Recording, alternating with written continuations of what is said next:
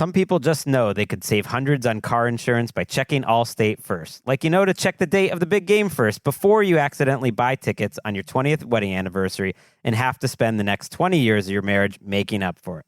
Yeah, checking first is smart, so check Allstate first for a quote that could save you hundreds. You're in good hands with Allstate. Savings vary, terms apply. Allstate Fire and Casualty Insurance Company and Affiliates, Northbrook, Illinois. You go into your shower feeling, but as soon as you reach for the Irish Spring, your day immediately gets better.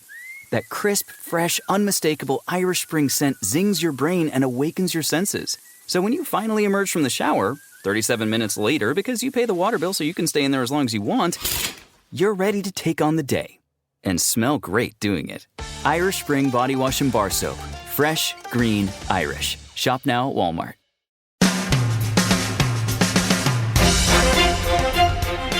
Giants Extra Point is brought to you by Citizens, the official bank of the New York Giants. Citizens is made ready for Giants fans. Hackensack Meridian Health keep getting better. Kendra Scott, game day and every day. Score a jewelry touchdown with Kendra Scott. Peerless Boilers, the world's best built boilers. And by Moody's, decode risk. Unlock opportunity. Learn more at moodys.com. Well, the Giants are unable to unlock their opportunities tonight. They fall to the Dallas Cowboys in this game 20-15. Joined by Bob Papa and Jonathan Casillas here on Giants Extra Point. And, Bob, you said it to Carl at the end of the game there. This was just a game of missed opportunities for the Giants. You want to go back to the first half, a couple of opportunities down the field for big plays that they couldn't connect on. Then you had drops by the receivers in the second half. The Giants should have walked out of this game with more than 15 points the way Daniel Jones threw the football, but they didn't. No, I mean, look, he had that free play in the first half. He's got to hit Slayton on it. He underthrew it. Diggs picked it off. Yep. But Dallas was offside. But that ball's got to be over the top. It's got to be deeper. And then you had the illegal shift on the fake screen to Neighbors over the top to Tracy. Correct. That's another one. And then, in the fourth quarter, Darius Slayton has a deep ball that's kind of thrown underneath the defender, and as he's trying to make a sliding catch, it bounces off his knee. Got to make that play on the NFL level. And then Slayton, on an out route on a 3rd and 14, slipped a little coming out of the break, but the ball hit him between his hands. Perfect throw. Incomplete. Got to make that catch. And then on the second to last series, on a 3rd and 6, you got a little crossing route with Wan'Dale Robinson. Now, the Giants were looking for a flag, and he might have been tugged, but that didn't matter because the ball went right through his hands. And even on the last series, Jordan Lewis went up and tried to undercut a ball, and the ball hit Wan'Dale Robinson in the hands.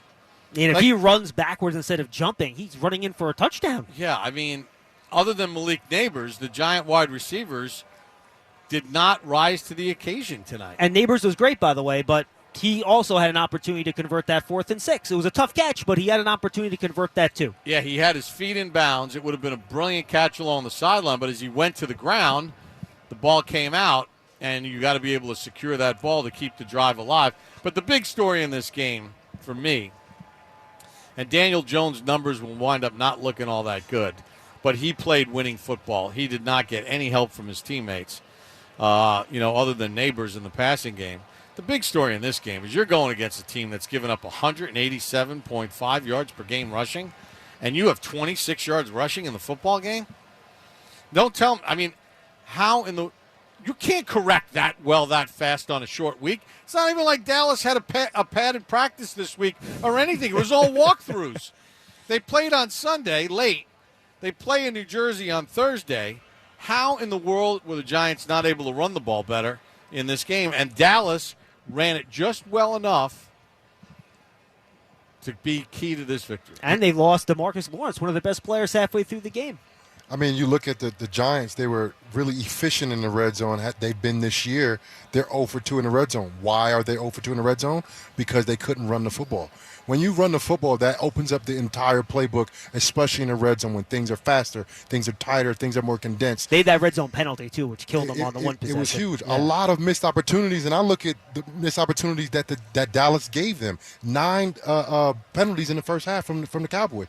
They didn't play great football, and the Giants didn't capitalize on it in the first half, and it came back to bite affect them later in the game. Yeah, Jones, Bob, finished 29 of 40, 281 yards. There's an interception. That's just a Hail Mary throw. No one's going to put that on Jones, but still a pretty efficient game. That's a 30 of 40. That's probably still over 70% completions. I'm just 30 for 40 would be 75, so 29 for 40 has got to be pretty close to that. And they didn't, until that last interception, they didn't fumble the ball. They caught a break on that one kickoff where the fumble went right into the hands of the Giants player. But, and again, I thought the defense, Bob, played well enough. That was my major concern heading into this game. Was the Giants defense going to be able to slow down Dak Prescott in this passing attack? And Prescott was efficient, 22 of 27, 221 yards. But the Cowboys scored just 20 points. The defense did their job today, in my opinion. They did, but they didn't, because they allowed too many rushing yards when you needed to get a stop, right? And when you needed to not let them run the ball and get a first down near the end of the game. Again, if you hold a team to 20 points in the NFL, you're supposed to win. You cannot win games in this league by scoring 15 points a game. It's the bottom line. No one's winning games scoring 15 points a game. And not scoring a touchdown. Yeah, I mean, you can't win that way, and they're not good enough to overcome drops and penalties in the plus area, and it proved it again tonight. I think a misleading stat, if you look at Dallas on third down, they were only 30%, 3 for 10. But how many times did they actually get to third down? They were very good on first and second down. Dak, I think he was perfect until Flott broke up that. Yeah, at one point they had his stat. He was like 15 of 15 on first and second down. You have to be able to force third downs and get off the field on third down. The Giants weren't able to do that. I mean, 30% on third down is great, but if you only have 10 during the game and all of the drives and they keep extending drives on first and second down, that's getting a defense tired. That's getting a defense, kind of ran down as the game goes along. They kept on doing it the whole entire game. Now think about this. The Giants punted once tonight, and they threw an interception with 5 seconds to go. They had a punt, an interception, the turnover on downs, and the kneel down at the end of the first half. The only drives which they didn't score on. Yeah, I mean, you can't lose a game. They did when you score only. I mean, you can't win a game when you only score 15 points. No way in the NFL. You had that rare game last week where the Saints wound up losing 15-12. Right? But for the most part, you ain't winning games with 15 points in today's NFL. No question. That was tonight's game breakdown, brought to you by our local Ford stores. One engine drives this team. For current offers, visit buyfordnow.com. Ford, official truck of the Giants. Quick timeout. When we come back, we'll go from Brian Daboll at the podium. That and a whole lot more as we continue on Giants Extra Point. You're listening to Giants Extra Point on the WFAN Giants Radio Network. We're back here on Giants Extra Point. John Schmeelk, Jonathan Casillas, Bob Papa. Giants fall to the Dallas Cowboys 20-15. We're awaiting Brian Daboll at his press conference after this game. And, Bob, we talked heading into this how the Dallas Cowboys had basically had their way with the Giants. But I think the Giants' show tonight is disappointing, as this loss might be, and as disappointed as Giant fans are driving home from this game, having a chance late to win this game and not being able to pull it off in the fourth quarter, that they showed that at least the gap between the Giants and the Cowboys have been closed. But we'll hear more from that in a little bit. Let's go downstairs. Brian Daboll's in his press conference, brought to you by Hackensack Meridian Health. Keep getting better. Came down there to the end. Missed a couple opportunities to advance the ball or keep drives going. Thought the quarterback played well. Made a lot of good decisions, throws. Couldn't get our run game going, tried a variety of runs. Give them credit. They did a good job of shutting down our run game. So that was huge. The big play to 88, but again, competitive game. Give them a lot of credit. Tough one. Brian, were there any common denominators to not getting across the goal line or not getting down there as much? Yeah, we were 0 for 2 when we got down there. So, again, some of those were third down conversions where we had some opportunities to get there. I think we punted one time. Hit some fourth downs. But ultimately, we threw out the ball out there to Wandell on the one, and they made a good tackle on him. Had an opportunity there on the right-hand side to keep the drive going. I thought, a big difference was we kind of controlled the game in the passing game, but we didn't do enough in the running game. and to give them credit, you knew they were going to get some of it fixed, but we got to do a better job than that. Was there any thought to going for it on 4th down after the Wandale catch that took you guys down like the 3-4 yard line? No, we were gonna go for points on that one. Yeah. To get 3 points. I mean, it was a close game, so we didn't know what we need at the end there, but we were gonna kick it. Can you elaborate on Daniel? Daniel? Yeah, no, 3 games in a row. I'm proud of the young man. He's made good decisions. He's thrown the ball where he needs to throw the ball. I mean, the last play to Hyatt, that's heave it down there and see if we can get a DPI, or we can go up and try to make a play. But I thought, for 3 games he's been locked in. He's played well. He's seen the field. He's delivered the ball where he needs to. Again, we had some opportunities to continue drives today as well. So I'm proud of how he's performed, how he's prepared. He's done a nice job for us. You saw that last play was right in front of you with Malik. What did you see there? It looked close, and did he get, No, I thought he did a great job of keeping his feet in bounds. It was a perfect throw, and as he was going to the ground, the ball kind of got jarred out there, but he put it right where he needed to put it on a scramble, and it was close. It was a game of inches. Do you see how Malik got I'm going to see him right after this. I was going to stop in. He was with the doctors right before I came in here. I'll see him right after. DJ obviously hit him on the deep one when he was wide open early, but otherwise the deep connection seemed like he was underthrowing a lot. Any comment on it there? Why do you think that? No, I'd have to go back and look at it. The one I know they jumped off sides, and we had a chance. I think Slayton over on the right-hand side and missed that one. But I'll go back and watch tape. That's kind of been lacking in general. If no, is that a concern? You haven't been able to hit on those down the field throws? Yeah, you'd like to hit him. You'd like to hit him. Is there any comment? Because that's something that he struggled with. Daniel did in a lot of the camp practices we were at. Yeah, I mean, look, we missed that one. I know that. Again, I thought the quarterback played well. You'd like to have all completions, but certainly something we want to continue to work on. Dave's Yeah. on a Daboll screen touchdown. The rest of the 2 flags that I played, and he picked it up. Did you get an explanation? Anything? Why he picked it up? Yeah.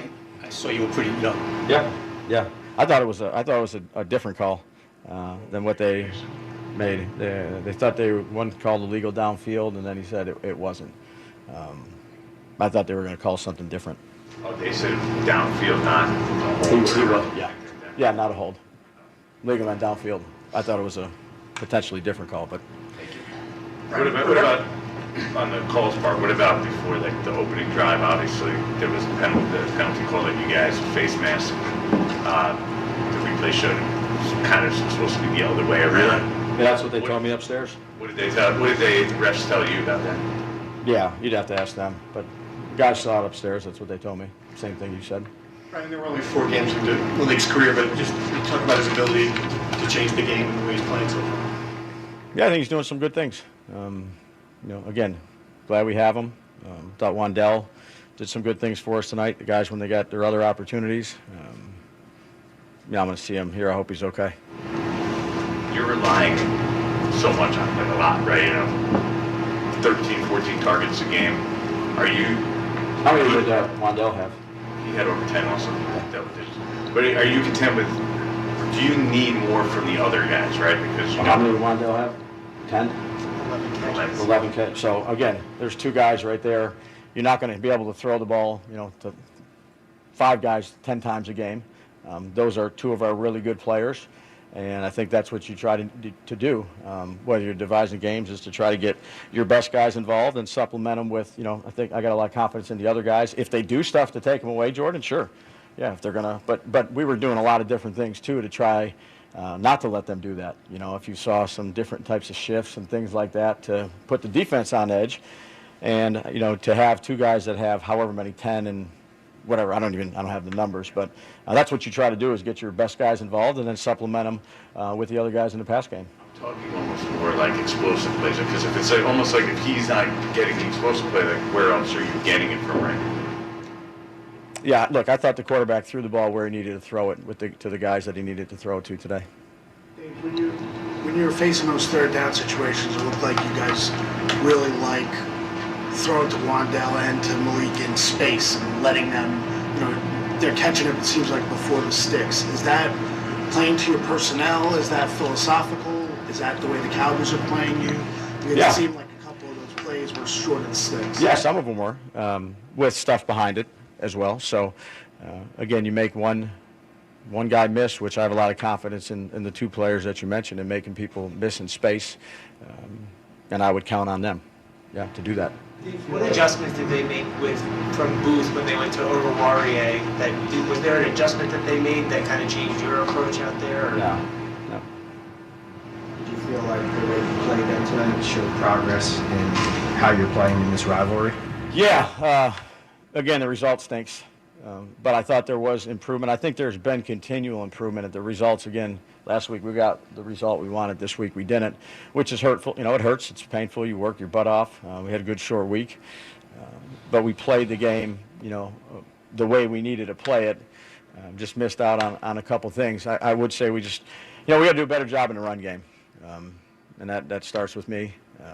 But, we tried a variety of things. We couldn't really get much going. That's why the passing game, I thought that was the right way to go with it, but just not fully go into passing every play. Be able to stay on track a little bit, and we went backwards on a couple of these runs. They made some nice plays, did a nice job at the line of scrimmage, and we went inside, went outside with quarterback run. Just wasn't our night in the run game. What you think about Kayvon? Yeah, I'll go back and look at it, yeah. Were they selling out at all, Brian, to stop the run? They did a couple things when we were in certain personnel groups where they brought a weak safety and stuff like that. But I wouldn't say – I thought they did a good job of either defeating blocks or, slipping blocks, making tackles. We were going to come into the game and we wanted to try to establish the run game, something that we wanted to do. And we just – we kept sticking them in, because I think that's important to do, but we didn't get much out of it. Coming in, Lamb is their number one threat. The first half, you get to lose. What do you think about the plan or the execution? I thought the plan was good. It was some short pass. The long one to Tay was a man-to-man play, and he won man-to-man, and then he ran away from it. So that was the big one that he hit. The small ones, they're going to have those with good players. But the big one, he made a nice play. He's a heck of a player. Do you think it's added too much to have Tay having week after week to travel with these number one wide receivers? Yeah, but there's different things that we do relative to with the safety calls. I think Shane does a good job of mixing it up. Anything else? Dave, do you feel like, especially the last 2 years, they've really taken it to you guys up front on both sides of the ball? Do you feel like tonight maybe you guys stabilize there and that will allow you to move forward here? Yeah. Again, I think we did some good things, Art. Obviously not good enough. You didn't get the result we want, but, I was proud of the way we competed. I think we gave up 1 sack, only got 1 sack. They had 3.5 yards rushing. Was that it? We had, less than 1 probably. And then, the turnover at the end is a turnover at the end. I'm not concerned about that, but got to get the ball, got to finish in the red zone, which we've done the last couple weeks. We just, we came up short a little bit. But again, I thought the guys competed the right way, did what they needed to do during the week. We just came up a little bit short. Thank you. All right, All right, that's Brian Daboll at the podium. We'll take a quick timeout, come back, talk about it. We'll get Daniel Jones at the podium as well. The Giants fall to the Cowboys 20-15. We'll be back with more on Giants Extra Point after this. You're listening to Giants Extra Point on the WFAN Giants Radio Network. Jones over center. Schmitz calls out signals. Takes the snap. They're going to hand it off, and Singletary avoids a man in the backfield, turns to the outside, and he's going to get the first down. Shoved out of bounds at the Cowboy 48. That run helped extend what became a 15-play, 52-yard drive that lasted 8 minutes and 10 seconds. That, like most of the Giants' drives in this game, ended in a field goal, the third field goal game for the Giants to give them 9 points. And that was tonight's scoring drive of the game, brought to you by Citizens. For every scoring drive this season, Citizens will donate $750 to the Giants Foundation to support their work tackling important community issues, improving overall health, and empowering our youth. And I guess in some ways, Bob, it's appropriate that we played a running play there, because it was a running play where the line allowed penetration, and the only reason they succeeded on that 4th and 1 is because Devin Singletary made a superhuman move to survive, and that seemed to be Brian Daboll's biggest issue with this team in this game, their inability to run the football. Yeah, you made a comment before we went to Daboll about how, the Cowboys have blasted the Giants. Last year they scored, 87 points in the 2 games. And, even though they didn't win the game, you feel like a gap is being closed. I'm going to disagree with you on that a little bit. Because the Cowboys have won 12 games each of the last 3 years. Does this look like a 12-win team to you? I think even the biggest Cowboy fan would say, no way. I agree with we that. have no idea what the extent of the Micah Parsons injury is now. They really only have one weapon on the outside, and that's C.D. Lamb, and they use the tight end pretty well. And their running game is not good. I mean, we're lauding their ability to run the ball tonight. What did they finish with, 78 yards? Yeah, it's not like they ran for $150 either. The Cowboys were gettable tonight. Yes, I think if you're a Giants fan, as much as you hated it over the last couple of years, you knew that you weren't even competitive against them. Tonight's a game that was there to be had a million times over. Absolutely. No argument. And so I'm a Giant fan, and looking at this, I'm more bummed out because I don't think Dallas is all that good. And I was thinking the same thing. I look back at the record. I saw how many points Dallas scored all of those years. They're averaging 30 points a game the last 3 years. They're not doing that this year. They have regressed. They're making a lot of mistakes out there, too. Listen, Prescott now 13 straight wins. Prior to tonight against the Giants in his 12 straight wins, the Cowboys average 33 points a game. He has 26 touchdowns, only 6 interceptions, and a passer rating of 110. So tonight, they scored 20 points, and it was good enough to win. Mm-hmm. That's a problem. Yep.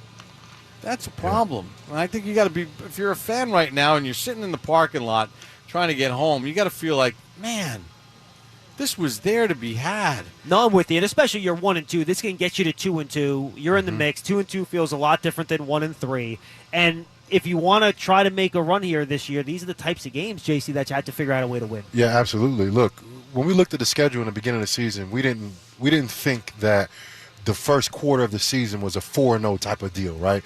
We thought the 2 wins possibly could have came, right? But in the beginning, it don't always work that way, right? The Vikings are rolling right now. We didn't know that, right? We didn't know Deshaun Watson wasn't going to be himself or the guy that we've known from 2020, or they'd have their entire offensive line hurt. And we thought Dallas were going to be a little bit better than we saw today. But it ended up not happening that way. And now we have an opportunity, the Giants had an opportunity the last 2 weeks to correct that first 0-2 start, which that first team that the Giants put out there week 1, that's not the same team that we saw. No. The Giants is better than that. Yeah, and a lot better than that. And I think what hurts you, too, is that you go back to that Commanders game. Yeah. You could easily be 3-1. Or at least 2-2. Yeah. I mean, at least 2 and. I think every Giant fan would have taken 2-2 at this point. I mean, if your kicker doesn't get hurt, that game is probably a win. But this one really stings, man, because, again, Prescott's won 13 in a row against the Giants. I've given you the stats. This is not the same Dallas team that's kind of had their way with the Giants. And you're dropping passes left and right. And, look, Neighbors was awesome. But he's got to hold on to that ball, and that's the difference between winning and losing. Slayton's got to catch one of those 2 balls. He didn't catch the deep one, but it was still the same drive. So make up for it and catch the 3rd and 14. You got 1st and goal at the 10. You got a chance, or at the 12. And then Wandell's drop. I mean, he's off and running. That's a 30-yard pass play. And he doesn't often drop passes either. That is uncharacteristic for him. Well, I think he had a couple tonight. Yeah. The gotta-have-it moments this year, especially for the offense, the Giants haven't risen to the occasion. You look at the Commanders game, late in the game, Neighbors had a tremendous game. Ball is in his hands, he drops it, and then again tonight. Tonight's catch was a lot more difficult than the Commanders' 4th and 4. That's for sure. The play was extended. He had a tight coverage, literally an inch on the sideline. Had to drag his feet. He had to drag his feet. Another receiver wouldn't even be in that position. Right. And how about the throw Jones made there? On the move to his left. By the way, the Giants' offense in the first half, very successful. 3 real possessions. The 4th one was just a kneel down. They scored on all 3 drives. They had drives of 51 yards, 55 yards, 52 yards. You want to score touchdowns, but they're good, solid drives. Not 1-2. You have to. No, you have to. 100%. You have to. But my point that I'm trying to make is that you get to the second half, they only had 1 drive that went more than 30 yards. So the offense did shut down a little bit there in the second half. They had a 77-yard drive on their first drive of the half to kick the field goal.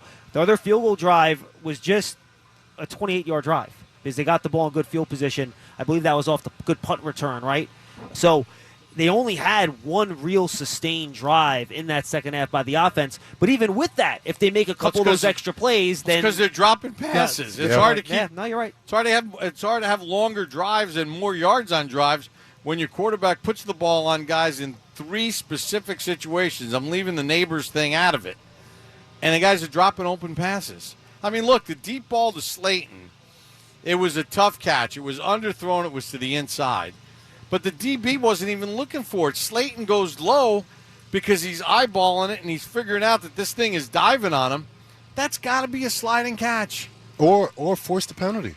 You see the ball coming. The Giants DB are not good at forcing. PI. No, seriously, they're not. They're really not. Their wide receivers do not force PIs. And then even at the end, Jordan Lewis goes up to try to intercept the ball. Ball went off Wan'Dale Robinson's hands. Went off his hands. And then, so the stat line will show no touchdowns and interception for Jones, but what are you going to do with 5 seconds left? You heave it.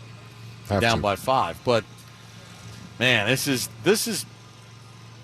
I don't know. I almost feel worse about this than the blowouts. Now, those 2 Slayton drops are on the same drive. Yeah. So that should have been a touchdown scoring drive. And look, the sliding catch could have been tough. Could have made it. But that throw Jones made on that little out, that could not have been put in a better place. Slayton's coming back to the ball towards the sideline. He puts it low. Not even that low, but like at his waist, away from the defender towards the sideline. He put that ball exactly where it should have been. That would have gave the Giants a first down on a 3rd and 14. I believe that was around the Cowboys' 10-yard line, give or take, right? Something like that. And they would have had it 1st and goal, right at that first down marker. I believe it was at the 9 or 10-yard line. And then all of a sudden, maybe you can punch it in.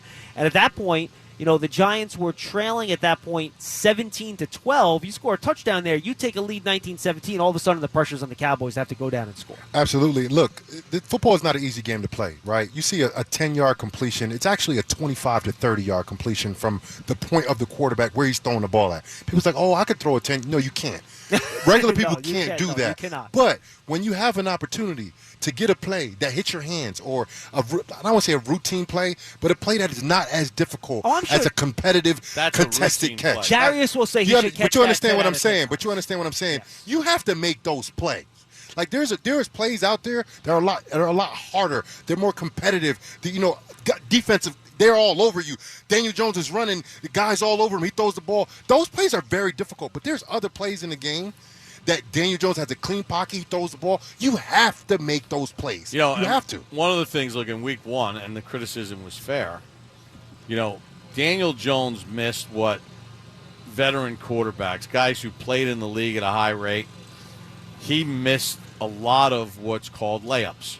These are like throws that in the NFL, you can't, in the back on a swing pass, you can't throw it behind him where he's, and that's how he was throwing the ball, especially in week 1. Then it got better, and then it got better. And to your point, Jonathan, the 3rd and 14 play to Slayton, that's a routine play. Yeah. By NFL standards, that's a zip in, you're breaking out, you've got the DB twisted around a little bit, the ball's thrown where's me. That's not above the X's and O's. Neighbors is the only guy who makes above the X's and O's plays. Yep. All right, let's take a quick break. We're still waiting for Daniel Jones at the podium. We'll have sound in the locker room as well. Giants football is brought to you by Verizon, the official 5G network of the New York Giants. Verizon, America's most reliable network. Timeout. We'll be back with more. Giants fall to the Cowboys 20-15. We'll be right back. You're listening to Giants Extra Point on the WFAN Giants Radio Network. This is Malik Neighbors, and you're listening to the radio home of Big Blue, The Fan, WFAN, and WFAN-FM, New York. Yep. It's time for our player press conferences, brought to you by MetLife, the official insurance company of the New York Giants. Daniel Jones is at the podium downstairs. Let's go to him now. Yeah, I think just didn't execute in those positions. We got behind the sticks with some penalties and some unforced errors, and just didn't execute the same as we had, leading up to that point. So I thought we moved the ball well and drove it, but we didn't finish. And we got to go back and see what we have done better there. How frustrating is it for you as a quarterback not being able to get your team into the end zone? Very frustrating. Very frustrating. We're expected to score touchdowns and put points on the board, and in a game that I felt like we were able to do a lot and move the ball well and execute a lot of stuff well. We didn't execute the red zone stuff and didn't punch it in, so that's frustrating, yeah. How does an inability to run the ball as an offense impact you as a passer? Well, I mean, I think, I thought there was, there's some opportunities in the pass game that we got to convert, and for the most part, I thought we did a good job executing, and pass pro was good, and receivers did a good job getting open. I think we'll look at some things we can do better in the run game, and I thought the pass pro was really good. Execution in the pass game for the most part was pretty good. So, we got to look at where we can improve across the board and get going. Is there already one pass play that you would like back out of anything you showed tonight? Yeah, I mean, I think there were some opportunities out there that, got a hit, and like I said, I thought the execution for the most part was pretty good, but we certainly left some plays out there. Specifically, was there one particular thing, maybe like on the offsides to slide down that way? Yeah, I think that one, getting the ball out there. Some of those down the field throws, got to hit them. Did you think Malik had that catch on the fourth down play? It looked like he did from my view on it. He played a heck of a game again, and he's shown up for us big time. So we'll keep trusting him with it. Daniel, first drive of the game, made the 39-yard pass to Malik. Rest of the game, nothing of 30-plus yards. I mean, just some of those downfield throws you guys are missing on. Is that something mechanically or just miscommunication? Like, what was going on in some of those downfield throws? I don't know. I think just got to hit him and give a guy a chance to make a play. So I look at it, see where we can improve. I thought for the most part we moved the ball well in the pass game, and maybe we didn't hit a 30-yarder, but we hit 15, 20-yarders and moved it well. So we'll look at where I'll look at where I can improve on those down the field opportunities.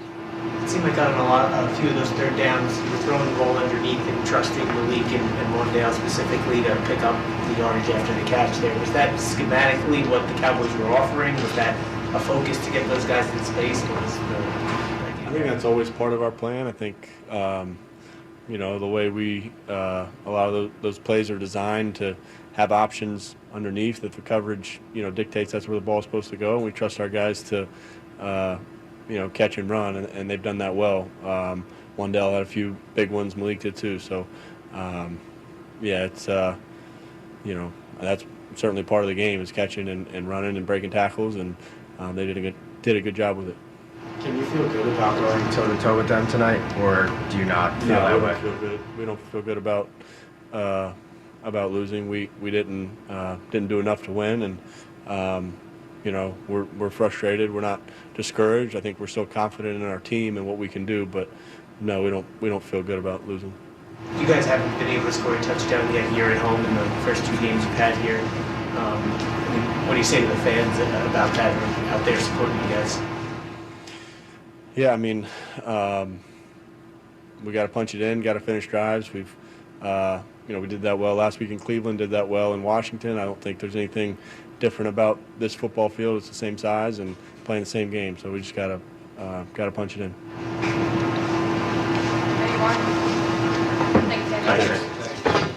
That's Giants quarterback Daniel Jones at the podium after the game. And, guys, he got peppered about questions with the explosive plays. The Giants had 6 plays of 15 or more yards in this game. That's usually a pretty good metric to determine explosive plays. The Cowboys had just 4. So, yeah, the Cowboys had the 155-yarder that went for a touchdown. Neighbors had the 39-yarder that didn't. The Cowboys didn't have one other play more than 20 yards. So, this is a game where the Giants did actually do a better job of getting those explosive plays. Real quick, let's pause 10 seconds for station identification on the WFAN Giants Radio Network. WFAN, WFAN-FM, WFAN-FM HD1 New York, and Odyssey Sports Station. But with that said, the Giants did have opportunities, Bob, in that first half, as you talked about, for a couple of plays down the field. You had that illegal shift with the two rookies moving at the same time. I think it was Johnson and JC, that were moving at the same time on that particular play. You had the offsides on the deep throw to Slayton that was underthrown. And then you had that. It was a tougher throw, but Jones also did underthrow it a bit. The one where he rolled to his right, tried to throw it across the field deep to Neighbors. That was a much tougher throw, but that one also slightly underthrown. But again, they had the opportunities in the second half regardless, and then the receivers couldn't come up with play. So just really, they finished with 293 yards, I believe, on the game total. So they did not move the ball well enough. 303, the Cowboys at 293, and just 15 points is not enough. And you can point your fingers at a lot of different things, including the lack of a running game. Yeah, I'm looking at Devin Singletary, 14 carries for 24 yards. Yeah, it's not going to do it. 1.7 a pop. And all those 24 yards, it's not like most of those he got on his own. It's not like they cracked a hole and he went darting through and picked up 9. Bob, a long of 5. They didn't have a run longer than 5 yards all game. Yeah, I mean, that's ridiculous. Here's another problem I'm seeing right now that they're going to have to figure out. Like, the tight ends are not involved at all in the offense.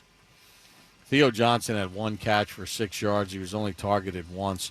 There was one time I thought where Jones threw a short out to Neighbors for he was rolling, and it turned out to be like a 5-yard pass play. But I thought if Jones waited a little bit longer, it looked like he had Bellinger on a crossing to the same side that he might have been able to hit a bigger play for. I mean, that's kind of nitpicking. I mean, if you're a Giant fan, Daniel Jones is the least of your worries tonight. Yeah. The fact that you didn't run the ball and the fact that your receivers are dropping passes is something that you got to be concerned about. In the run game, JC, was it more the Cowboys being firmer? The offensive line not creating enough space? Did you see the running back missing holes? Was their vision off? What did you see in the run game specifically? Well, I mean, there's no secret what's been going on with the Dallas defense. You know, Zimmer, first of all, Zimmer's an awesome defensive coordinator. He's an awesome man. He's a prideful person, you know. Like the guy that was up here earlier talking to us. What's his name? Oh, Babe Laufenberg. Babe. Yeah. You heard him. He was talking about he didn't even want to say nothing to Zimmer about it, right? Yeah. Because he understood. Yeah. So you better believe that he walked into there saying, we cannot allow those guys to rush the ball on us. But to Bob's point, they couldn't even practice this week. Now, I know that, but how do you fix your run fits that well? Because you literally didn't have a practice, you had a walkthrough. Because it's not really X's and O's. It's more here. I'm pointing at my heart. It's more here. It's more mental. It's more physical. It's more of the attitude that you got to have. And I think you saw that from the Dallas defense today. They looked way better against the run that we watched them on film. They looked like they wanted to stop the run. And in the past, they didn't want to tackle Derrick Henry. You know, they were getting dragged, and they didn't really want to hit him. They were in the box. They were downhill, you know, led by Eric Kendricks and the other linebackers. They looked different against the run today. And it's not about the X's and O's when you talk about stopping the run. You know, like X's and O's are kind of easy to fix. The attitude, the physical, the mentality that you have to have, that's what the Cowboys had today. And I feel like the Giants didn't rise to that occasion to stop them. Bob, final thoughts here. Last segment with us before you try to get a couple hours of sleep before an early flight tomorrow. Giants, obviously, a disappointing loss at a real tough game next week against Seattle. Yeah, I mean, I think the thing that is very disconcerting here is you didn't build upon what you did last week against the Cleveland Browns. You know, going there, being efficient offensively against a really good defense, and you kind of you've let 2 games slip through your fingertips that were so winnable. That's what hurts. I mean, you know, it's one thing when you're overmatched and you say, man, they got a lot of ways to go. But it's another thing when you're losing these games. And again, like I said, Dallas has won 12 games each of the last 3 years. They don't look like a 12-win team this year. They're one-dimensional as far as the receivers. They're not a good running team. Quarterback's awesome. And now with Parsons, who knows what that injury is, but when Michael Parsons gets carted off, you got to be concerned. And with Lawrence getting up there in years and him banged up, I mean, he had a chance for it. This game was so winnable. And again, like I said, the blowout losses last year were like, okay, we're overmatched. This one, like, you're your own worst enemy. And you can't win in the NFL when you score 15 points. You just can't. Bob, we'll talk to you next week in Seattle. Yeah, and it doesn't get any easier because that team is tough up there. It does not. And they have a guy named Kenneth Walker, who's a legit runner. We'll see if he's back. He's missed the last 2 games with injury, with an I think he's had an oblique injury, believe it or not. Yeah, but, All right, but unlike CeeDee Lamb, who is the focus of the entire passing game, Lockett, Metcalf, and Smith and Jigba. Let's take a timeout. And Noah Fant at tight end. Absolutely. Let's take a timeout. When we come back, we'll hear more from the guys in the locker room after the Giants' 20-15 loss to the Dallas Cowboys. We'll be right back with more after this on Giants Extra Point. You're listening to Giants Extra Point on the WFAN Giants Radio Network. This is Daniel Jones, and you're listening to the radio home of Big Blue, The Fan, WFAN, and WFAN-FM New York. Slayton split right. Neighbors in motion from right to left. Comes set as Jones works out of a shotgun set. Singletary to his right.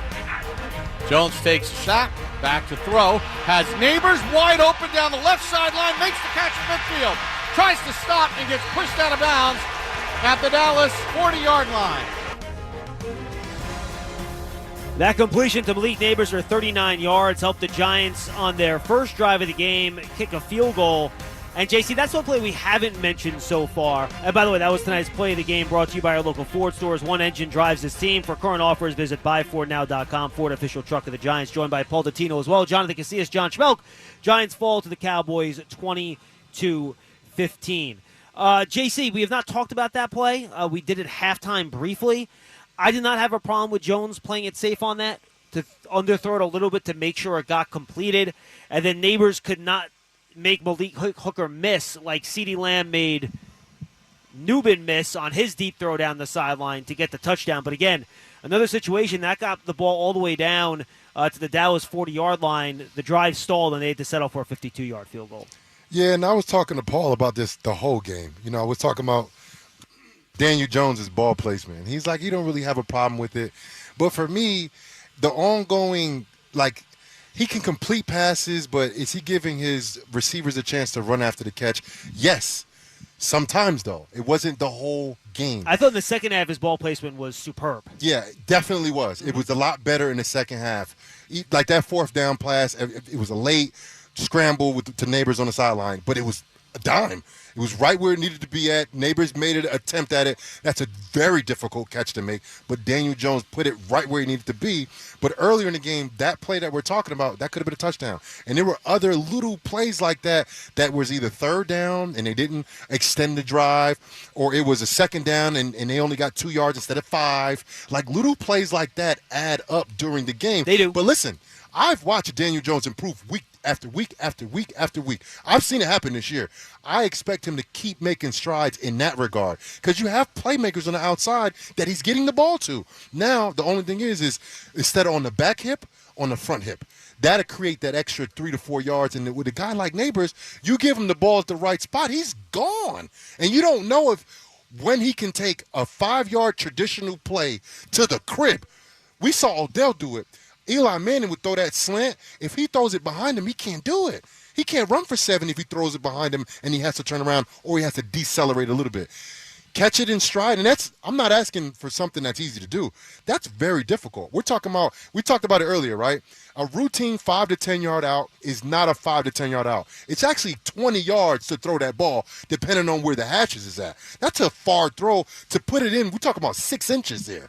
It's not an easy thing to do, I'm asking. But I think that is the next progression in Daniel Jones. We've seen him improve since week 1 by far. I mean, he looked tremendously different than he did week 1. But I want him to make that next step. That will take the Giants offense to another level. I want to hear, before we bring Paul in, he had a chance to go downstairs. He did one-on-ones with a bunch of players. We're going to start off with Darius Slayton here. Obviously, Slayton had a couple chances to make plays down the stretch of the game. Could have come up with a couple of catches. Let's hear from Paul and Darius in the locker room after the game. Darius, how frustrating was it kicking field goals instead of getting touchdowns? Extremely. We got down there twice in the red. Was unable to score. And then we had other drives where we got ourselves in field goal range and killed ourselves with penalties, and other drives where we just had execution errors. I had one of them. We had others as well. What was yours? The play I didn't make the right side. We're in the red. The 3rd and 14. Down, Yeah. Feel like you got to make that catch? Do you feel like you have to make that catch, what you're saying? For sure. 100% got to make that. I made that at least extensive drive. We got a chance of scoring right there, so got to fight for that.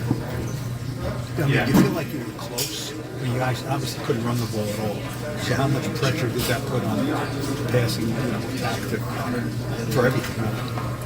Yeah, I mean, it definitely ended up coming down to us making plays in the passing game, and we made a lot. We made enough to get down there, but we didn't make enough to score, and ultimately you got to score to win. So you got to find a way to make more. I know this is not the result you want, but are we at the beginning of seeing something with Malik, something special maybe, the way he's been playing? For sure. He's done a great job these last 4 weeks. He's played really well. And I wouldn't expect that to change going forward. As well as you guys played offensively, is it hard to look at the scoreboard and see what's 15 points at the end of the game? For sure. Because, I mean, I think we scored every drive in the first half, and then the second half. Like I said, we moved the ball well. We literally shot ourselves in the foot multiple times. The way Daniel was playing, he was very efficient, Darius. I'm sure you had confidence in the second half that you would be able to rally, correct? Of course. He's played great the last 2-3 weeks. He's playing really good ball. It honestly just came down to the rest of us either not committing penalties or making plays on the ball. Thank you. Sounds like Dan asked you about the 3rd down. Yeah. Just wanted to get your hands up. Okay. When I asked you about the free play, you know what I'm talking about? The offside. Yeah. And it wanted to be in the pickles. So, can you just take me through that? Is there anything you could have done to come back for that? Or? Yeah, I mean, it's a scenario where we're trying to get them to jump. They jumped. And then, obviously we're trying to take a shot. Yeah, I knew that the pick was null and void. I mean, I could have. No, I know, yeah. But if you caught the ball, then it's honestly, a successful play. Yeah. So, I would have had to probably jump over him or something crazy to make that play. I could have broke it up, but yeah. But you were open, and you guys just haven't been able to connect on those deep balls. Why do you think that's been the case so far this season? I don't know. A multitude of factors, just got to find a way to hit him. Paul, you were down in that locker room. We got a bunch of great audio coming up as this postgame continues. Your thoughts on Slayton and kind of the impact that some of those missed opportunities had on the game, and then just the general mood downstairs? The general mood was not very good, as you can imagine. In fact, Dexter Lawrence, will hear him later on, he's ticked off. And that's a guy who does get ticked off, okay? And he was ticked off. In fact, he was angry that they don't have a game now on Sunday. He wants to play another game tomorrow because he wants to get this miserable taste out of his mouth. And I understand that because, this is a team that they need to beat to prove that they can be in the upper half of this division. Now, 4 drop passes, and I think I was told that Bob already mentioned this to you before in your earlier portion of the program. I will echo it, and if he didn't say it, I will say it. Somebody's got to make a play on offense and play above the X's and the O's. Yes, Daniel Jones threw a lot of good passes tonight. He was very efficient. There were other passes he could have been more perfect on, to Jonathan's point.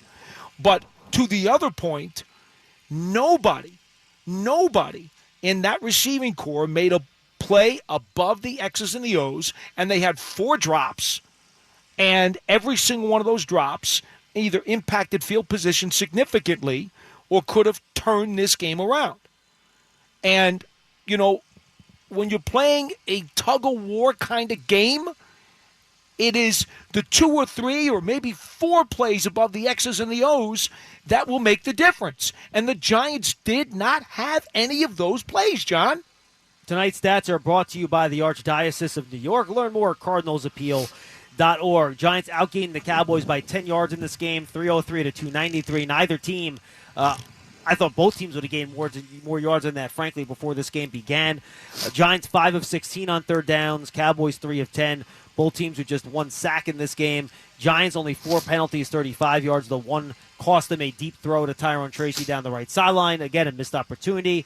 A play taken off the board in that situation.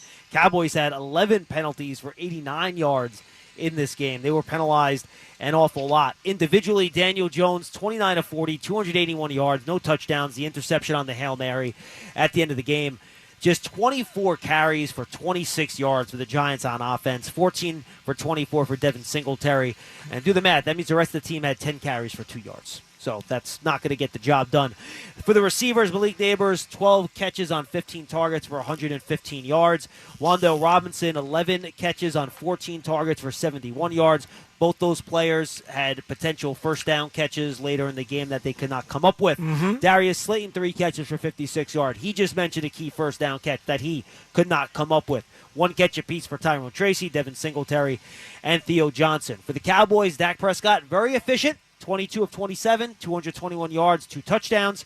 CeeDee Lamb, 7 catches, 98 yards, 7 catches for Jake Ferguson, 49 yards, 3 catches for Jalen Tolbert. Hunter Lepke, 2 catches, 14 yards, 1 for a big first down. Brandon Cooks, Rico Daboll, and Ezekiel Elliott, each with a catch apiece. Cowboys rushed it fine. 23 carries, 80 yards, 11 for 46 for Dowdle, 5 for 19 for Elliott. But they did run the ball better in the second half. It certainly helped them move the ball.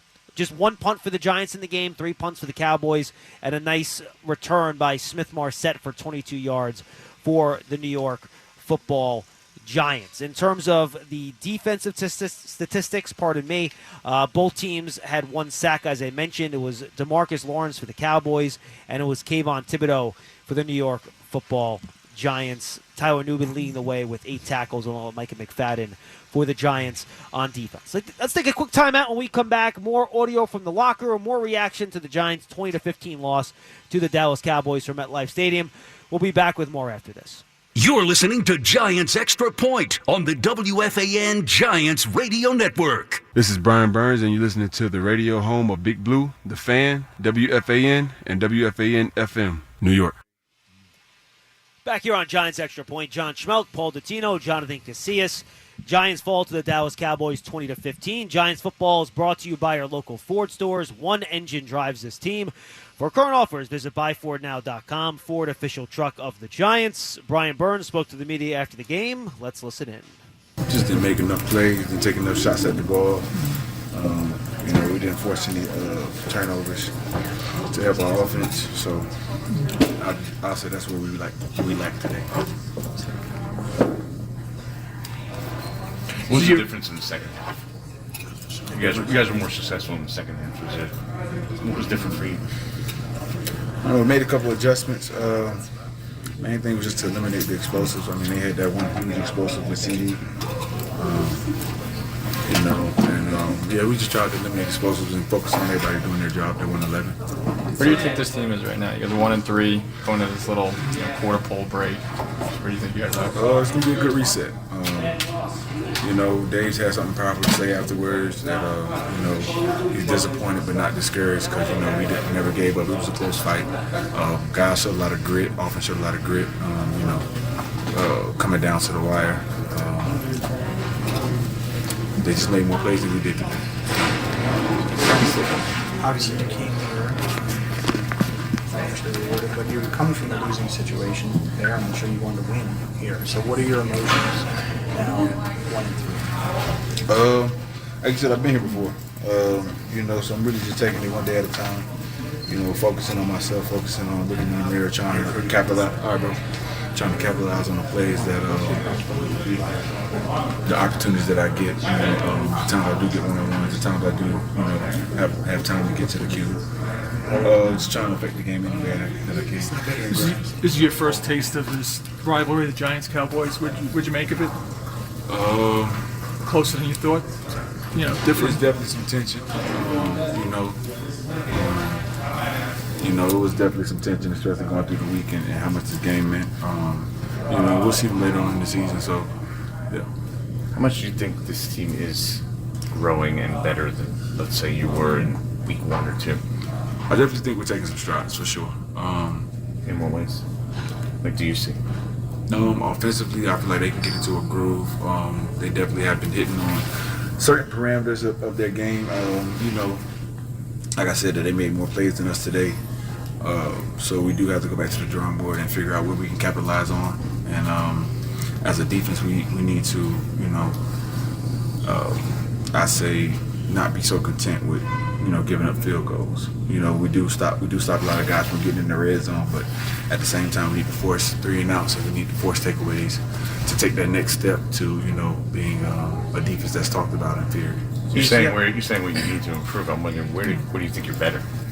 Well, defensively, where do you think you've improved? Like, where do you? Oh, so far? Yeah. It looks like you're a better defense than you were week 1.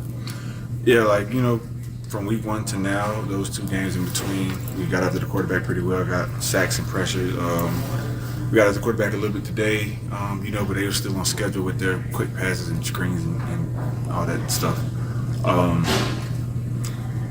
So I would feel like as far as like affecting the queue and everybody being on one accord, we've been pretty good since week 1. We just got to do a little bit better, make some more plays today. You said Dave's message was he was disappointed but not discouraged. Yeah. What's like the feeling amongst the players? And how are you guys walking on here tonight? Hey, Lee, you good? Straight? Nah. Yeah.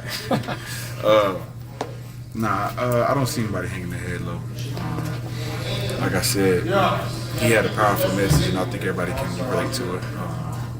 So my message to them and my message to myself is just look in the mirror, and just figure out where you can capitalize, and figure out where you can change the game and make your plays, as long as you're doing it within the team. So.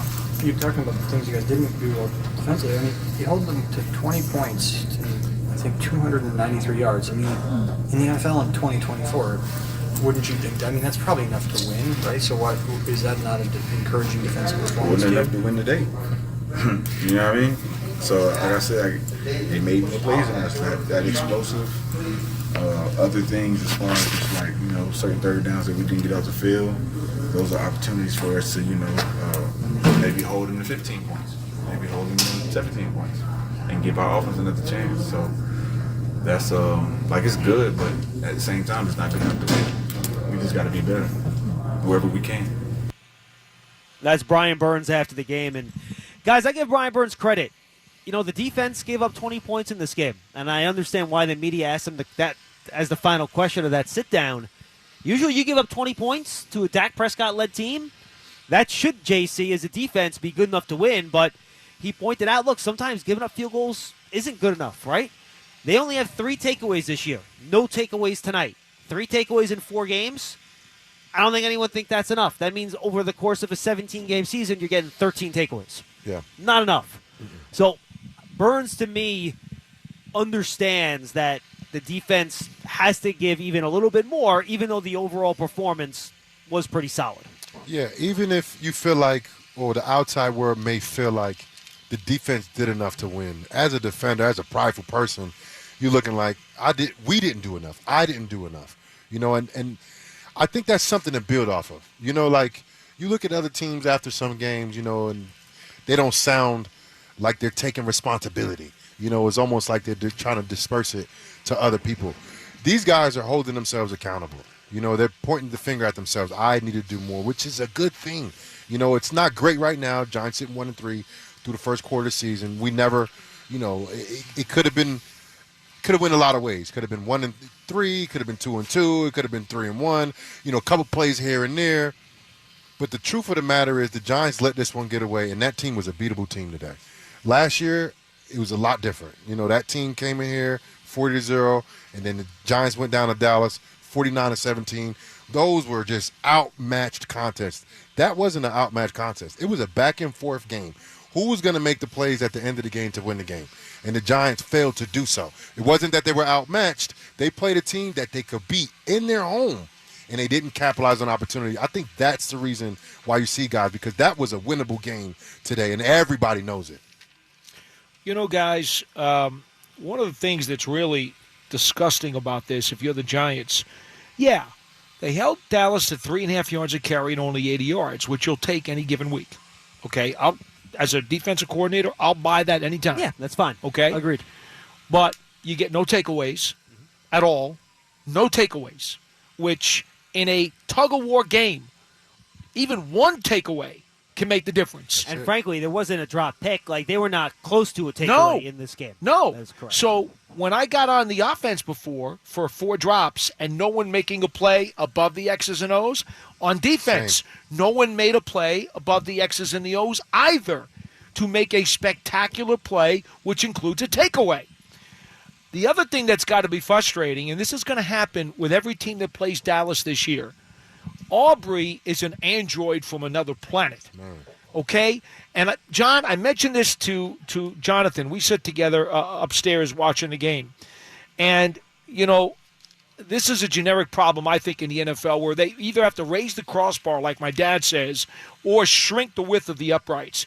Because these robotic kickers are making 3-point kicks too easily. He missed one at the end. I know he missed a 53-yarder, but I'll give you an example. And this is just too easy, I think. I said to Jonathan, the Giants get the Cowboys after a field goal. They're down 14-12, and they get a touchback, which is a very common play in the NFL. You don't have a problem with that. Defense gets on the field, and they hold Dallas to a 28-yard drive with only 2 first downs. That's a successful defensive series. You would tell me that from all the years you played in the NFL. Nice. You hold the team to 8 plays, 28 yards, and 2 first downs. That is a successful defensive drive. But what happens? Aubrey kicks a 60-yard field goal. That's not normal, though. But Aubrey's special. I mean, that's what makes him special. But that's do you know that coming into today, he was 15 of 15 in 2 years with the Cowboys of 50 yards or plus? But you don't change the rules he because finally one guy missed is one. Awesome. No, but I feel like around the 50 league, yarders are now guys, 50% right. around the league nowadays. Yeah, but they're not 100% like Brandon. Like Brandon Aubrey did a 60-yard field goal outdoors. I understand. My point is actually that it's going to frustrate a lot of Dallas opponents this year. Oh, sure. Because you will play good defensive series. That's true. And then watch that guy put points on the board. Mm-hmm. And so there's a situation where, again, you can say the defense did under normal circumstances what it should have done. Well, and they still give up points. You could also say maybe then don't kick it out of the end zone, give the ball at the 30. Knowing that all they need is 28 yards to kick the field goal. Now that's a special teams decision, and as we know, Brian Daboll has shown a propensity during this early part of the season. He wants touchbacks. Well, and he spoke very highly of Kevontae Turpin heading into this game. No doubt. He's a really good no doubt. But I just think for the most part, 50-yard field goals are too easy nowadays. I'd like to see them make it harder. I really would. All right, please stick with us if you're listening on our flagship station, WFAN, but it is time to say goodbye to our affiliates across the country on the Giants Radio Network. Our next broadcast will not be this Sunday. It will be the following Sunday. Obviously, the Giants do not play this weekend. They play Thursday, so that will be Sunday, October 6th, thank you, Lexi, when they travel to Seattle to take on the Seahawks across our network.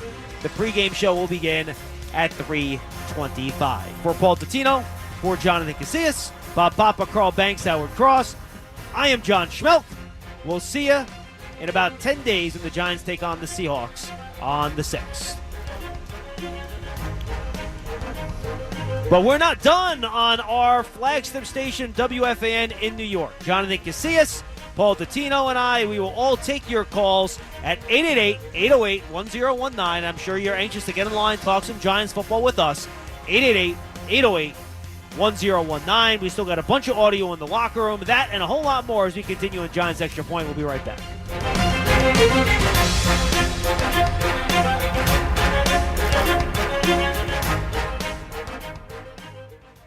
This is John Runyon, and you're listening to Radio Home of Big Blue, The Fan, WFAN and WFAN-FM, New York. Back here on The Fan in New York, the Yankees might be celebrating an NFC East, an AL East championship today. The New York Giants, not so much. They fall to the Dallas Cowboys 20-15. We'll take your calls, guys, at 888-808-1019. Before we do, let's listen to John Runyon, one of the veteran offensive linemen in the locker room after the game, talking to our very own Paul Dottino. Yeah, had a lot of close games so far this season, last 3 weeks, and it's tough when you kind of can feel the game kind of right there and slips through your hands right at the end. And felt like we had what we needed. Felt like we were really moving the ball really well today and just weren't able to get it done today. It's really frustrating, but nothing we can do about it. We've got to keep going forward. It's only week 4. The season's not even a quarter over. I believe in this team, and we got some time to put some games together. What have you seen from Daniel just over the last 3 games? Yeah, he's been really efficient. He's been taking care of the ball extremely well, putting us in the right positions to score points.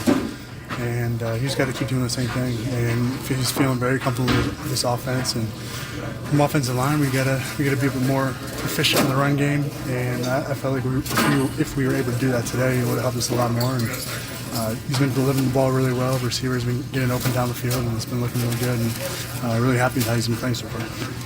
You had a number of drives in between the red zone and 0 for 3 in the red zone, settling for field goals. Can you put your finger on one thing in particular that was the common thread from not being able to get it further to the goal line? We had a lot of mistakes today, whether that was in our blocking schemes or we get down deep in their territory and get a holding call or some other kind of penalty and kind of just shooting ourselves in the foot. And it was tough. Those kind of things. If you're trying to score touchdowns, I think we were 0 for 2 in the red zone. And to get down in the red zone, you have to score points. You have to score touchdowns. Every set of field goals, and that's something that hurt us. The word complementary football is always used all the time. The defense kept you guys in the game right down to the very end. That's going to be a positive, I'm sure. It was giving you guys some hope.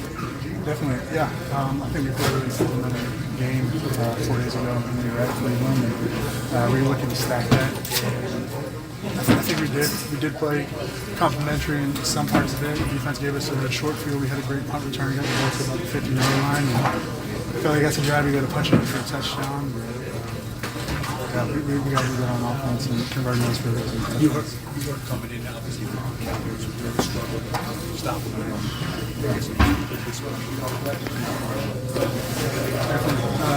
We knew we wanted to run the ball this game. We were not able to do that. They had a good game for us. They stopped us. We didn't do anything at all in the run game in the first half. And the passing was saving us down the field. But we not held us. We played really well. But we want to be a good offense. We had to get the ball in the 26 hands and let them run through. What was your reaction to both?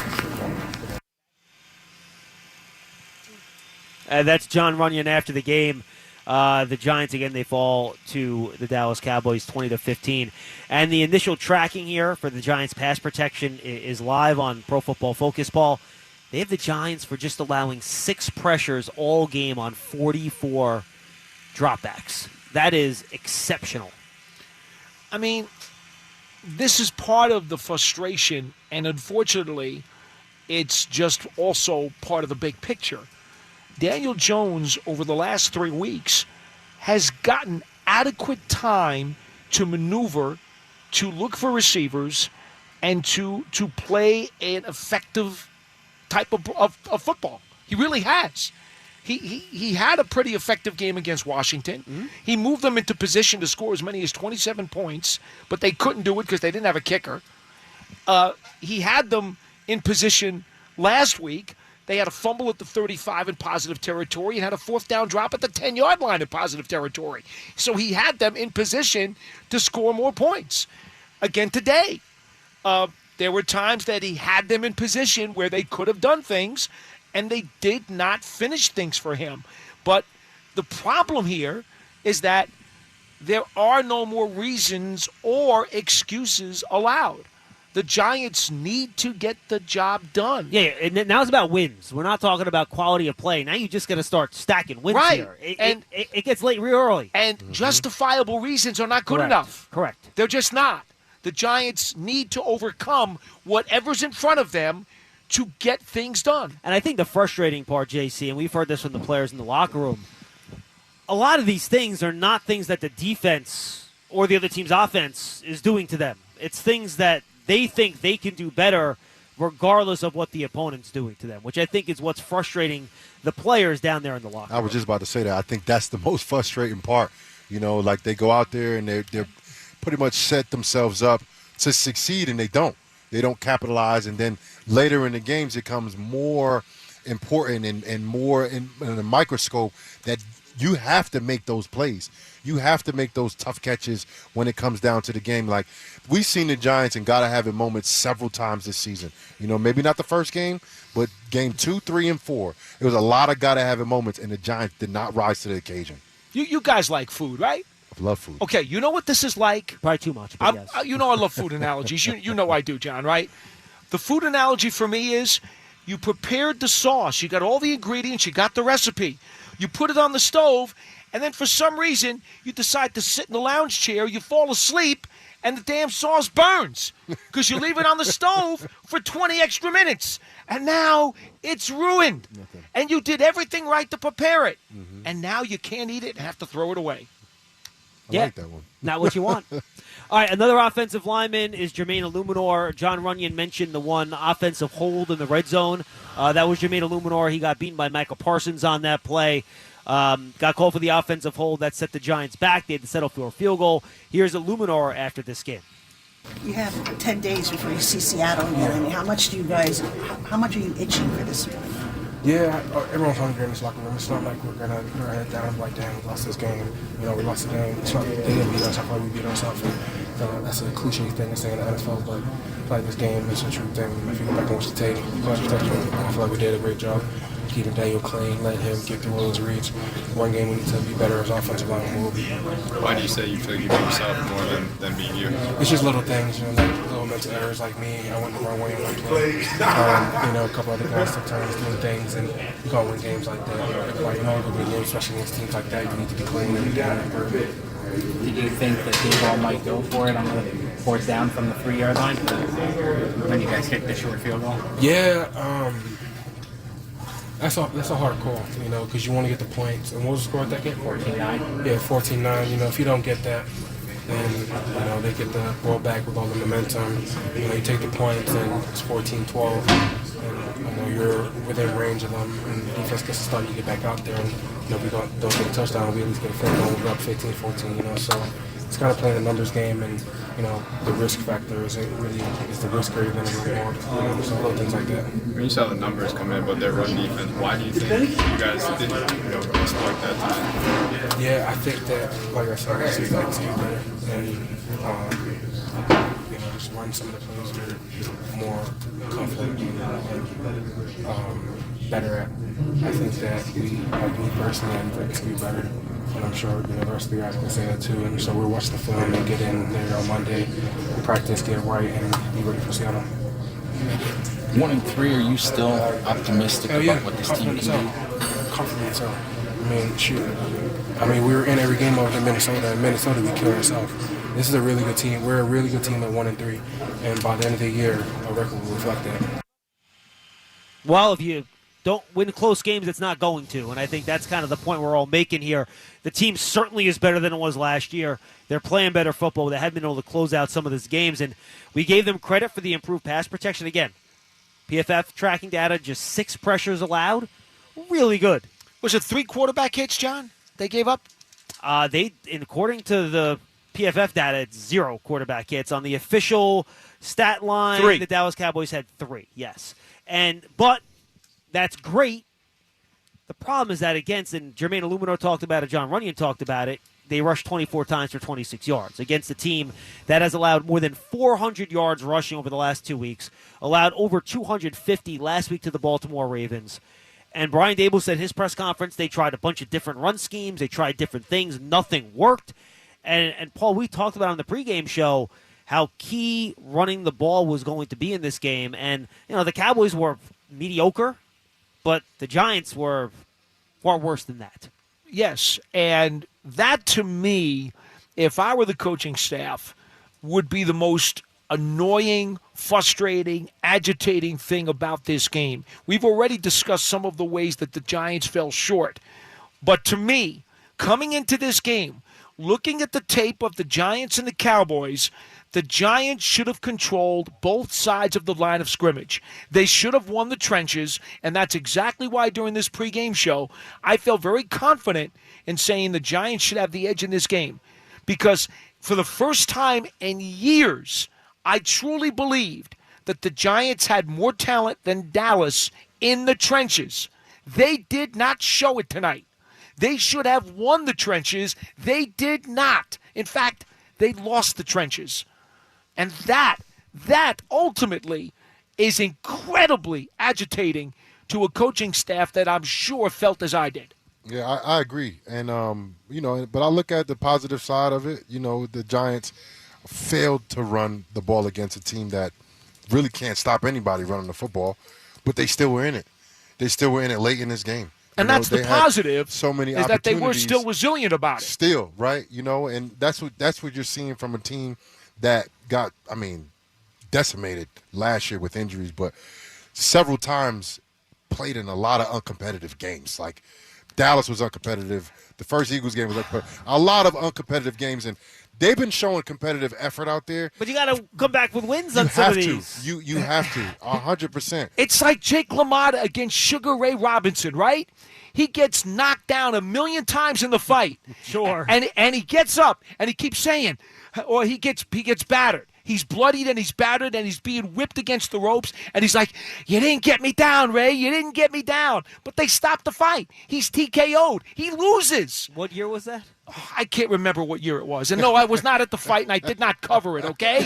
But I know very much about... I was just wondering if I was alive when the fight But happened. I know very much about the legend of Jake LaMotta and Sugar Ray Robinson. And the point is, they loved the Raging Bull. They loved Jake LaMotta because he kept coming at you. He would be battered. He'd be beaten senseless. He refused to go down and get knocked out. But ultimately... you didn't get over the hump. Right. He was prideful that you didn't get me down, but you didn't win the fight. All right, I'm going to play you one more piece of audio before we get to your calls. And I should say they credited the Giants' pass protection for allowing 6 pressures. The Cowboys had 11 pressures in the game, so some of that is caused by the quarterback holding the ball and things like that. So still really good. 11 pressures on 44 dropbacks is a 25% pressure rate. That's very low. Just to give you an example, the Giants allowed more pressure on more than 50% of Jones' dropbacks last week to Cleveland. So 25% is a very low number, even if you want to go by that pressure number instead of the first one I gave you. Andrew Thomas, Giants starting left tackle, he spoke to the media after the game as well. Let's listen into him. I know you obviously didn't win, right? But that bothers you guys. Can you take positive that it does look from a distance that you have closed the gap on that team? Don't really look at it like that. We expect to win, and we'll go back and watch the film. But there was a lot of plays that we left out there as offensive line, so we're gonna, be critical and try to fix those things. Why is there anything you could pinpoint? Like you guys actually did get the last 2 games you were getting in the end zone, so it's not like it's been a long-term problem. But what was it today that you maybe say that? You really can't. I don't know if there's an excuse. Just everybody had it my bad. I had one, other people had one, and every time we get into the red zone, we have a tackle for loss or a penalty. It's really hard to overcome those things, so we just got to do a better job of being on the same page, communication and technique down there in the red zone. Do you take anything away in the performance of the line tonight and how close this game was as compared to previous outings against the Cowboys? I really don't pay much attention to years prior. This is a new team on both sides. They, had different players up front, and so do we. But we got to be better. I think we have a veteran group, and we can be dominant if we're all on the same page. How much, if at all, does it bother you more when you lose to them compared to other teams? Yeah, it's a division game. It means more, for getting into the playoffs. So that's definitely tough. But we want to win every game. So we're just going to go back to the drawing board and be ready for next week. All right, guys. JC, you liked that answer from Andrew Thomas. Why? When you go out there, you prepare all week, and you see your opportunities here and there. You do expect to win. That's the attitude you got to have every single time you step on the field. If you don't have that attitude, you're not giving yourself a chance. And this Giants team is a prideful group of guys. Everybody's come from, success before they got to the NFL, so they understand what that is. They understand what it feels like. And it's hard to walk out of a stadium like this when you were in the fight the whole entire game and you just couldn't make those plays to finish the game. That's a very hard feeling, but they got 10 days to prepare for a very, very tough Seattle team up in Seattle, tough place to play, but they do have some stuff to build off of. I still think they the Giants have progressed every single week since we've seen them against the Minnesota Vikings. Yes, they've kind of, took a step back here, took a step back there, but overall, as a whole group, collectively, I think the Giants are a better team than they were week 1. All right, let's get to the calls. 888-808-1019. Matt in Long Island has been holding the longest. Matt, what's going on, buddy? Hey, guys. How are you tonight? Thanks for taking my call. Listen, the Giants, I want to make 2 points. The Giants played the more efficient game, the time possession, the first downs. They played a good game. I mean, they held it in check. I make a quick point. I don't want to bring this up. I hate to be like, how do you miss that face mask? Maybe you put it in the end zone, but that's irrelevant. And anyway, you couldn't – I look at these 2 drives. Like, you couldn't punch it in. The third quarter, you got to the red zone quickly. Bland play calling, you settle for a field goal. Again, the defense forces a 3-and-out. You get the ball to midfield. Another time, Slade dropped it.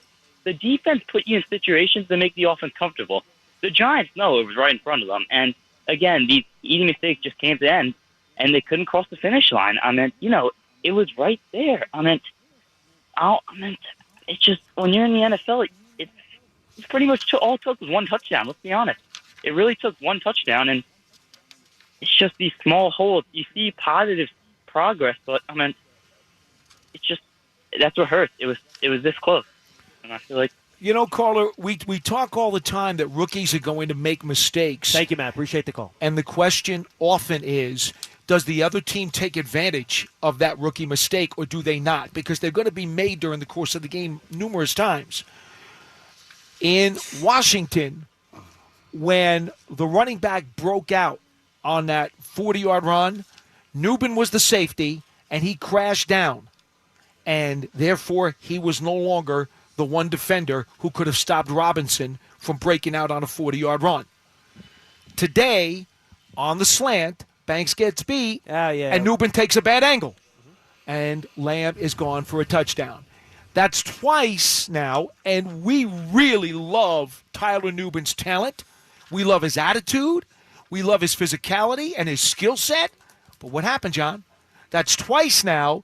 He made a mistake where he didn't get the right angle, and it cost the Giants a huge play. Now, no one wants to finger point him. But my point is, you do have to live with rookies' mistakes, and sometimes they're coming at inopportune times, and when the other team takes advantage of them, they're going to burn you. Yeah, by the way, Malik Neighbors just put up on Instagram a picture of himself, said, all good guys, thanks for the prayer. So that's good that he's doing that, I suppose. Not a medical diagnosis, but better he's doing that than he's not.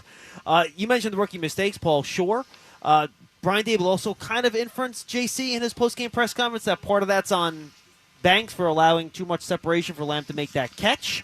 Again, I don't know if it was man-to-man, if it was cover two. I'm not excluding him. Correct. But Nubin did take a bad angle. No argument. We said the same exact thing. The problem is that some of the veterans are making mistakes in this game, too. That was the problem. Darius Slayton has been Jones' go-to guy for 5 years. Mm-hmm. And he has the most confidence in him. He's been the most reliable. He's made so many big plays in his career. And he dropped a really key pass tonight. Here's the problem. You're not going to have many games like you had in week 2 where a team scores 7 field goals and wins and it doesn't get in the end zone. Right. If you don't get in the end zone, odds are you ain't winning the game. Right? It's really hard to not score a touchdown and win a football game. That's what the Giants tried to do today, and that's why they came up short. 15 points, JC, and Bob made this point at the top of the postgame show. 15 points is not enough to win an NFL football game. Period. Stop. Conversation over. Absolutely. And we talked about this, and we consistently talk about this, playing complementary football. We seen it last week in the first half. Second half, the Giants really didn't do it. They ended up making the plays at the end of the game to win it. Today, you saw some complementary football at times, but the Giants have to figure out a way to play a full game of complementary football. And look, teams are going to make mistakes. You're going to, have penalties. You're going to have, things happen. You might turn the ball over. But on defense, you got to be able to match the other defense to what they're doing. And then if they're stopping the run, if your offense can't run the ball, you have to create more opportunities for your offense to move the football. And it works that way.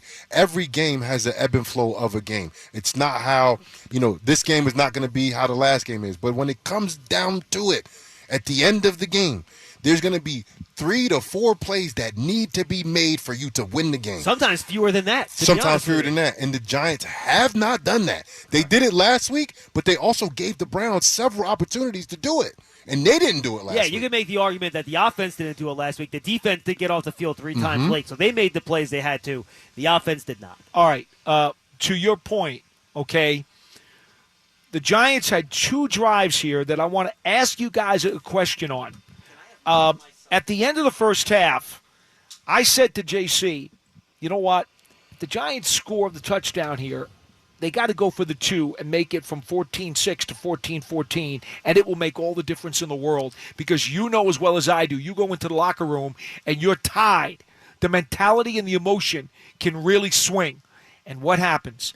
They can't get it in, and they wind up settling for a 38-yard field goal. Now, why? Why? Because they get a sack on 3rd and 4 from the 16-yard line. That is a very, very big play, okay? That absolutely. Now, it's not the turning point in the game, but it's a big play because now Dallas knows they can go into the locker room at halftime with a guaranteed lead, okay? The Giants' next possession, and this is where I want to ask both of you guys a very important question. And that sack, by the way, was the play that Eluemunor had his hold on. Correct. By the way. Now, 4th and goal from the 3. The Giants' lone penetration inside the Dallas 10 all evening long. And the Giants are down 14-9. Now, I first guessed and said to JC, I got to go for this. Would you guys have even contemplated going for 4th and goal from the Dallas 3 with about 8.5 minutes left in the third quarter? Because that was the one chance where you could stand up, stamp your feet, and say, enough is enough. We're going to do something about this, and we are going to try to take this game by the throat and take the lead. Lexi, our producer, and I, we had this conversation and debate. My problem was I wanted to be a little bit closer. Because you cannot run the ball on from the 3-yard line the way they ran the football. You needed the 2? You have to throw. You wanted the 1? I wanted the 1-yard line. I want to be able to quarterback sneak it From in. the 3, you can't do it. Run it? The No, way the Giants ran the ball? You can't go for it from the 3. Well, my point is that it's very difficult to throw the ball in that close. You get one shot at it at the 3-yard line. It's a very compressed area of the field. If the run game had done anything up to that point, and at least you have a dual threat, maybe before they did it, I looked to Lexi. I said, I think since it's at the 3-yard line, you have to kick the field goal. If you're at the 1, let's go. Let's roll. I can quarterback sneak it. There's a lot more stuff you can do. From the 3, I didn't feel great about going for it there, given how the offense had looked. But you also you're making a major point, right? And we're talking about the failure to run the football against a team that's basically susceptible for the run, right? What does that do when you get down to the red zone? What does that do when you get down to the area where if you are a running football team, the playbook is almost wide open? Well, what does it tell you? First and goal at the 10, pass, run for 2 yards, and a pass for 5 yards. So, I mean, they couldn't even run it inside the 10. That's the point. But that's what I'm saying. If you can run the football on a team, when you get down to the red zone, it's more of a determinant like, hey, we can get this ball in there. Correct. We can get in there because we've had success throughout the game that shows us we have an open playbook. The run's an option for us. The pass is an option for us. The quarterback run is an option for us. You have the defense on their heels. Once you become one-dimensional and they know you're not going to run the football, that gives you a very limited options that you can do when it comes to those situations. You have to kick a field goal. Let me ask you because you can't run the football. If you're Dallas's defense and you've got the Giants at 4th and 3 in that spot with a 14-9 lead, and you see that they're settling for a field goal, how do you feel if you're the defense, if you're the Cowboys defense at that point? I'm cool. You're feeling really good about Yeah, that, I'm right? cool. Yeah. You're saying we know we're in their heads and we can stop their run anytime we want, and they're playing scared. Absolutely. That's what I'm saying if I'm their defense. That's not a good mentality to go through the rest of the second half with if you're the Giants. I think there are times when you have to say, you've punched me in the face and enough is enough. I'm going to try to throw a haymaker back at you. Yep. That's why I would have gone for it. Now, and I get where you're coming from on that. I just didn't feel confident they get it.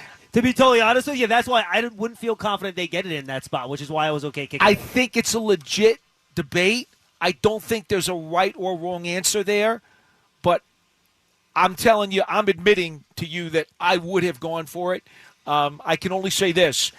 If they do and they don't get it, it's still 14-9 early third quarter. They're not cooked. Now, I'll be honest with you. I thought this, and I said this to Lexi as well. First drive of the game, 4th and 4 to 34. I wanted to go for it there. You really? I You did. wanted that one? Because I was – did you – I mean, Greg Jones has been here for a week. Did you feel great about him making a 52-yard field goal? I did not. So that's why I want to go for it there. Yeah. That's what I'm saying. That's why first drive, 4th and 4 at the 34-yard line. Joseph makes the 52-yarder. On that play, I said, you know what? They moved the ball really well up and down the field. And at that point, I hadn't lost confidence completely in them being able to run the ball. But not that you would run it on 4th and 4 necessarily. But I thought about going for it there more than I did on the 4th And that's fair.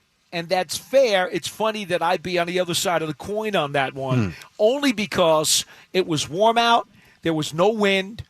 The field goal would have been easier to make in these conditions. At that point, Andrew Booth's on the field. I'm just throwing at him, and I'm getting the first down. And that's right. He was terrible. Tell me about it. They had to bench him. They benched him at halftime. I told you in the pregame that was the guy I'm going to. Okay, that's the guy. That's the guy with the red light on his head. I mean, but in that situation, I'm also thinking, get the first points of the game on the board. You're home. Get the points. You've played with a lead. The first drive, it looked so easy. Let's see what you could do. That's why I was okay going for it. I thought the first drive looked so easy. That's why I thought about. And that's why I won't fight you on it. But I understand both decisions either way on both those plays. I don't think exactly. Either's a no-brainer. Let's go to Ronnie in Toms River. He's up next. Hi, Ronnie. Yo, what's going on? Shout out to Lexi, by the way, family friend. I just think that this game was never in doubt that Giants was going to lose. They situationally cannot get off the field. Dexter Lawrence, McFadden, and Okereke, the middle of that defense, completely got pushed around tonight. And I don't care what you say stat-wise, Dexter Lawrence just has to be better. If he's considered a werewolf, a one-of-one, this was the game where he needed to take control. And I know for a fact they only ran 83 yards or 80-something yards. But if you looked at that game, they got what they wanted on the run game. No, Ronnie, I'll be honest with you, Ronnie, I'll be honest with you, real quick. I thought this was one of Dexter Lawrence's quieter games in quite a while. That's very fair. I think that's fair. Although you do know that Dallas was 3 of 10 on third downs today. So kind of be careful when you say the Giants couldn't get them off the field. Dallas was 3 of 10 on third down. Now, they converted a lot of second downs before they got to third down. They did. Yes. They did. But third downs, 3 of 10. That's also a fact. Go ahead, Ronnie. I didn't mean to interrupt you. Finish up. It's all good. They did what they wanted when they wanted. They could not stop a nosebleed on second down or third down. And, again, you can look at the statistics with Daniel Jones. Yeah, on paper, he looked good. This offense that they were running today was like a Delaware wing T offense where he got the ball out fast, they rolled him out, they literally protected Daniel Jones today, which is fine, which kept them in the game. But they cannot have an offense like this going forward. The defenses, the Dallas defense showed no respect for the team game. They drove on every ball. They every butt hook with Elite Neighbors. Yeah, he did great. But again, they kept them in check. They didn't hurt him down the field or anything like that. I just thought Daboll didn't want to lose by 40 points again today. He played it very conservative. He wanted to keep it down the pike on the fourth quarter, which is fine. But again, that's not winning football. And again, execution, like what you guys are saying. When they was there, they didn't do that. And that's just a losing football mentality. Thank you, guys. All right, Ronnie. Appreciate the call. I'll disagree on that. They had 15 passes of 15 or more yards in this game. That's plenty of explosive plays. That's a good number. And Daniel Jones' average depth of target in the game was 10.7 yards. That's a very, very strong. Yeah.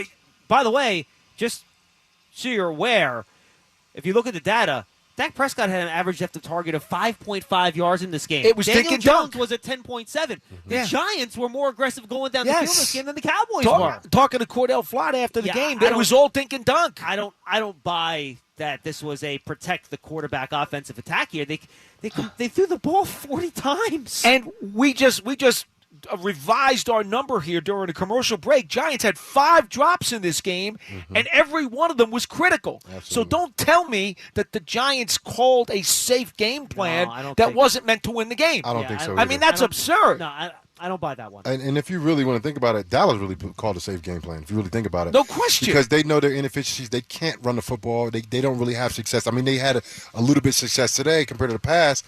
But if you look at what they were doing offensively, they basically said, Dak, if we're not going to run it, we're just going to throw it to somebody close, and it's like a run. And it's basically like a run. And they also said the left tackle couldn't block Kayvon Thibodeau for most of this game. Because he throws at such a high efficiency rate, especially on first and second down, those little passes are run plays, basically. Correct. They are basically run plays because Dak, first of all, I don't care what people feel about Dak. Dak is playing some really good football right now.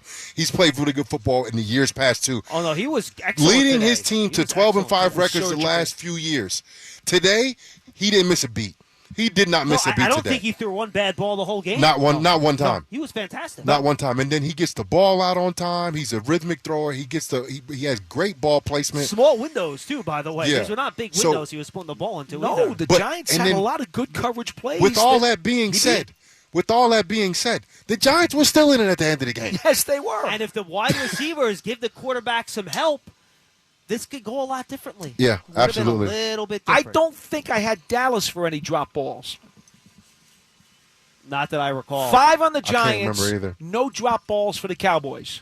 And by the way, the only Cowboys play of 20 yards or more from scrimmage was the 55-yard catch and run by Lamb for the touchdown. And how deep was that completion? It wasn't a far completion. It was not. It was about 20 yards, I'd say. Oh, it was 20 yards? About, it was 20 yards? Just about. Okay. Maybe 17. Gotcha. Just about. Like yeah. You know, and again, if Banks isn't given as much cushion and Newbin doesn't take a bad angle, I mean, Dallas was all dink and dunk today. So, no, I'm totally on the opposite end of the caller there. Yeah, totally. I'm not with you on that either. All right, let's take a timeout. When we come back, we'll continue to take your calls, some audio from the locker room, then a whole lot more as we continue on Giants Extra Point. You're listening to Giants Extra Point on the WFAN Giants Radio Network. Singletary to his left, 3rd and 14 at the 24. Takes the snap, back, fires one to the right sideline, and it's in and out of the hands of Darius Slayton. That's 2 balls that Slayton could have caught on this drive, and he didn't catch either one of them. Slayton split right, Neighbors split left. Diggs goes out to meet Neighbors and man press. Jones takes the snap, back to throw, over the middle. Robinson dropped it at midfield. I don't know if a Cowboy got a hand in there. That should have been pass interference. Jones takes the snap, back to throw. Nobody's open. Scrambles to his left. Rolling. Now throws it to Neighbors on the sideline who made a catch. Did he get his feet in?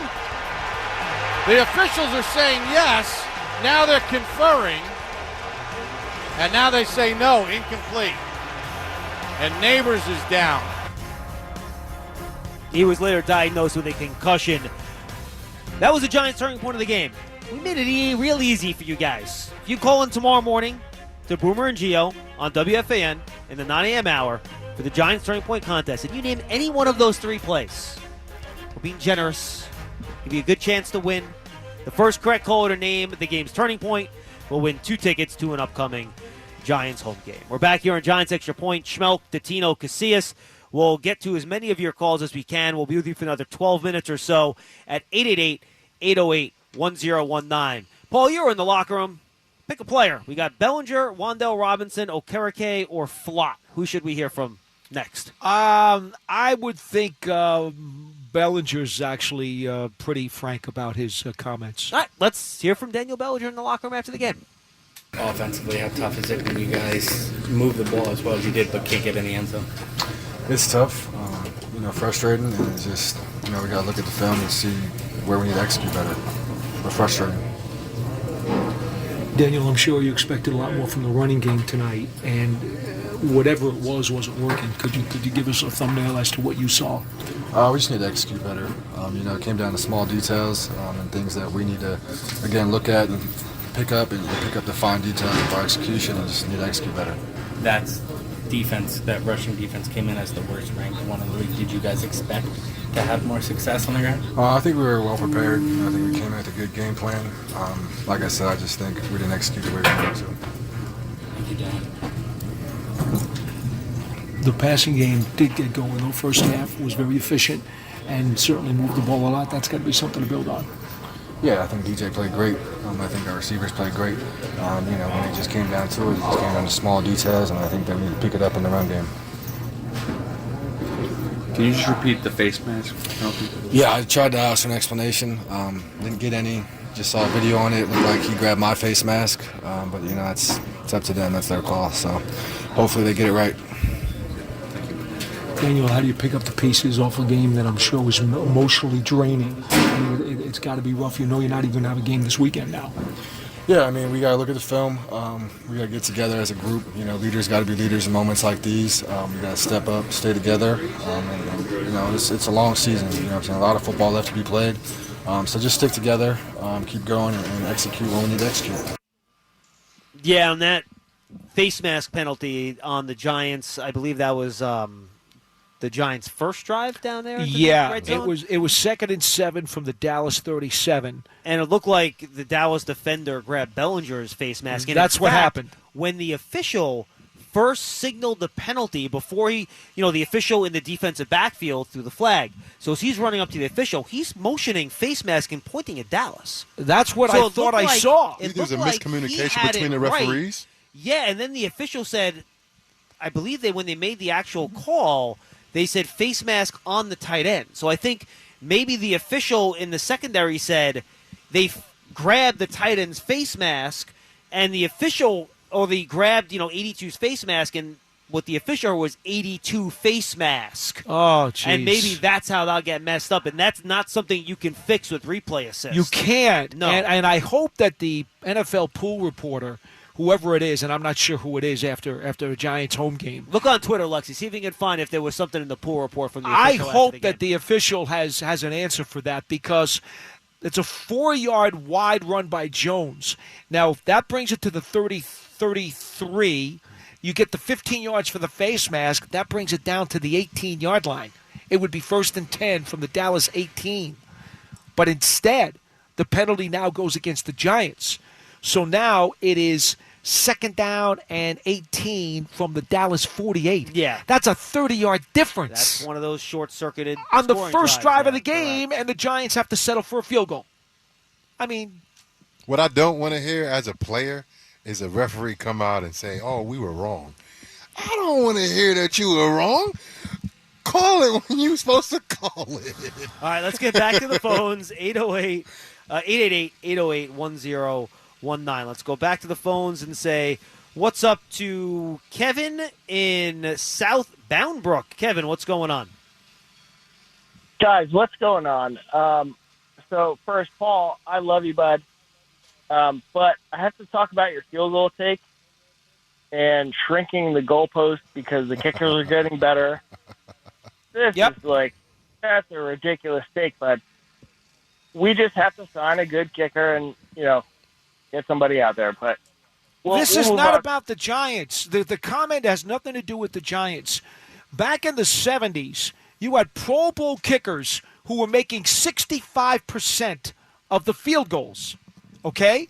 And anybody who hit more than from 40 yards out was considered really, really good. And if you hit a 50-yarder, you were considered superhuman, like you were taking Popeye's cans of spinach. But nowadays, NFL kickers, if you look, they're like 50% from 50 and beyond. You just got to adjust how you play. I think it's too easy to make 3 points. The league wanted more scoring. They wanted more offense. They changed the rules to help the offense, and they're also allowing these robotic kickers to make 3-pointers. They're not allowing it. They're just good enough to make it. Okay. Well, I think you need to make an adjustment. You need to make an adjustment. Kevin, what else do you want to say about the game, buddy? Look how we've done in the past few weeks, boys. Jesus. Anyway, so let's talk about the coaching. I want to fire Daboll, and I know that's like a really hot take right now, but I think that he's really not coached properly in the past couple of weeks, and this was like the first week that he actually took points when we could get points. But what do you mean? We go back, he took points when we when we were down, we had fourth downs inside the red zone. He actually took field goals, and we're going back to field goals, and took points. But weeks prior and years prior, he's been going for it left and right, and we've been losing games for the past 2 to 3 years because of the fact that we're just we're going for it on fourth down every single time. But today was one of the greatest days I've ever seen because we just kicked field goals all day, and I loved it. All right. Appreciate the call. I'm not sure where you're going. Here's what really puzzles me. All right, we debated, all of us talked about the logical debate on both sides of the coin for 2 fourth down opportunities.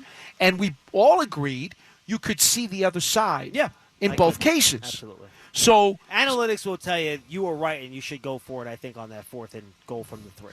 Now, because if you don't make it, then the Cowboys are pinned, and it's hard for them to come out of that close to the goal line situation. Now, at the same time, we just discussed 5 drops by the Giants, of which at least 3 could have been game-changing plays. Daboll did not drop those passes. Yeah, I mean, look, guys. He did not. And he did not force Singletary to fumble in Washington at the 35-plus 35-yard line. He did not force Neighbors to drop a fourth down pass at the 10-yard line of the Commanders either. JC said this earlier. The team is playing better every week. This offense has looked better than it has in a couple of years. I can make the argument this offense looks better than it did 2 years ago when the Giants made the playoffs and beat the Vikings in the playoffs, the way they're passing the football. I can make that argument, okay? Come on. You called it a hot take, caller? That's a hot take.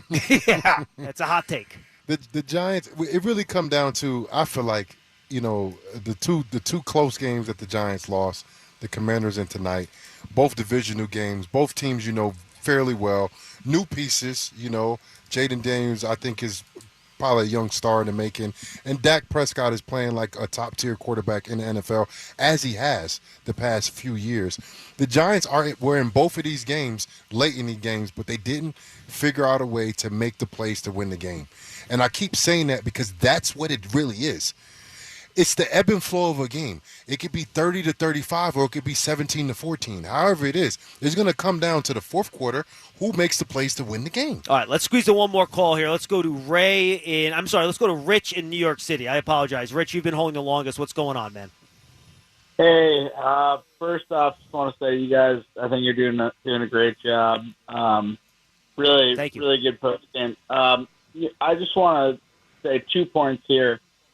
First, and I think Paul hit on it earlier, both sides of the line of scrimmage, you would think at the talent level the Giants have, they would be able to win those matchups. And I think they lost, stoutly on both of those. I mean, you think about the D-line, you got Dex, Kayvon, and Burns. I don't really think any of those 3 made a big impact or a big enough impact tonight on the game.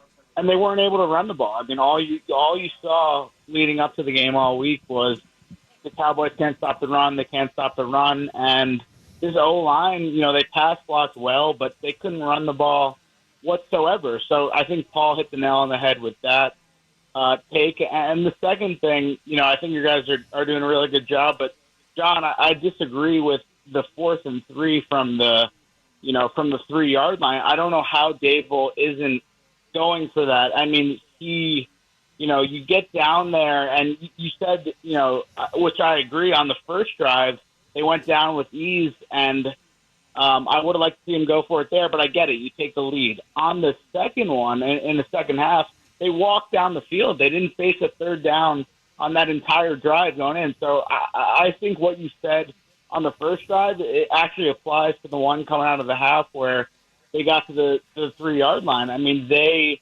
didn't face a third down. They got all the way down there, and then he kicks the field goal. And like you guys were saying, you're not going to win in this league without scoring a touchdown. So, it's just frustrating. I think 4th and 3, that's the one that shocked me. I would have liked to see him go for it on the first drive too, but 4th and 3 was the one that surprised me. And, it's frustrating to kind of get down there. You walk down, you don't face a third down, and then you kick it, and you're not going to win with field goals. So, that's it. I think fair point. It should have been better in the Appreciate trenches. the call. And, yeah.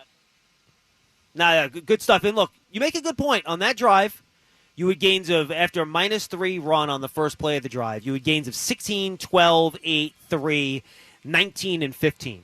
You're right. That is a very efficient march down the field.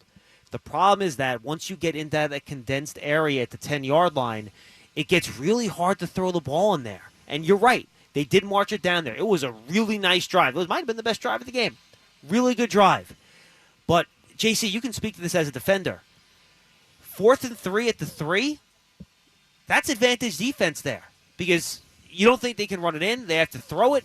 As a defense, you don't have a ton of field to cover because you have the back end of the end zone. Isn't that a situation where the defense, you feel like you have the advantage in that type of compressed space? Yeah, possibly. There are plays out there that, can catch a defense off guard. If you haven't showed it all year and all of a sudden you break out a play that you never did before, flat to the left, which is the defensive left, which is the right side for the offense, that's always a viable option. A little speed out, right?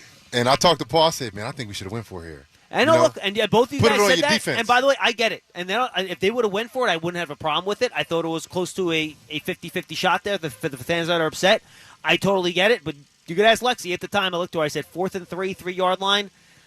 If it was the 1, it's not a given. It. It's not a given. It's not saying like, right. Oh, they should have did this. No, because what if they didn't get it and the Giants lose 20-12 instead of 20-15? If memory serves, Minnesota had the same situation against the Giants opening day, although it was in the first quarter, and they went to Jefferson, who ran the slant from the near sideline right here in the corner on Banks for the touchdown. Yeah, that might have been a 3-yarder. And we talked about how on that play, if the receiver runs that slant correctly and the quarterback throws a dart, you can't stop it. Well, it depends how you play it, too. Yeah, they played man and they played man and they zero blitzed that. So you only have man-to-man coverage out there. Okay, and I believe as I looked at this during the game, Dallas did not blitz an awful lot, but in key spots when they really thought they had the Giants in trouble on some of these, let's see, they blitzed.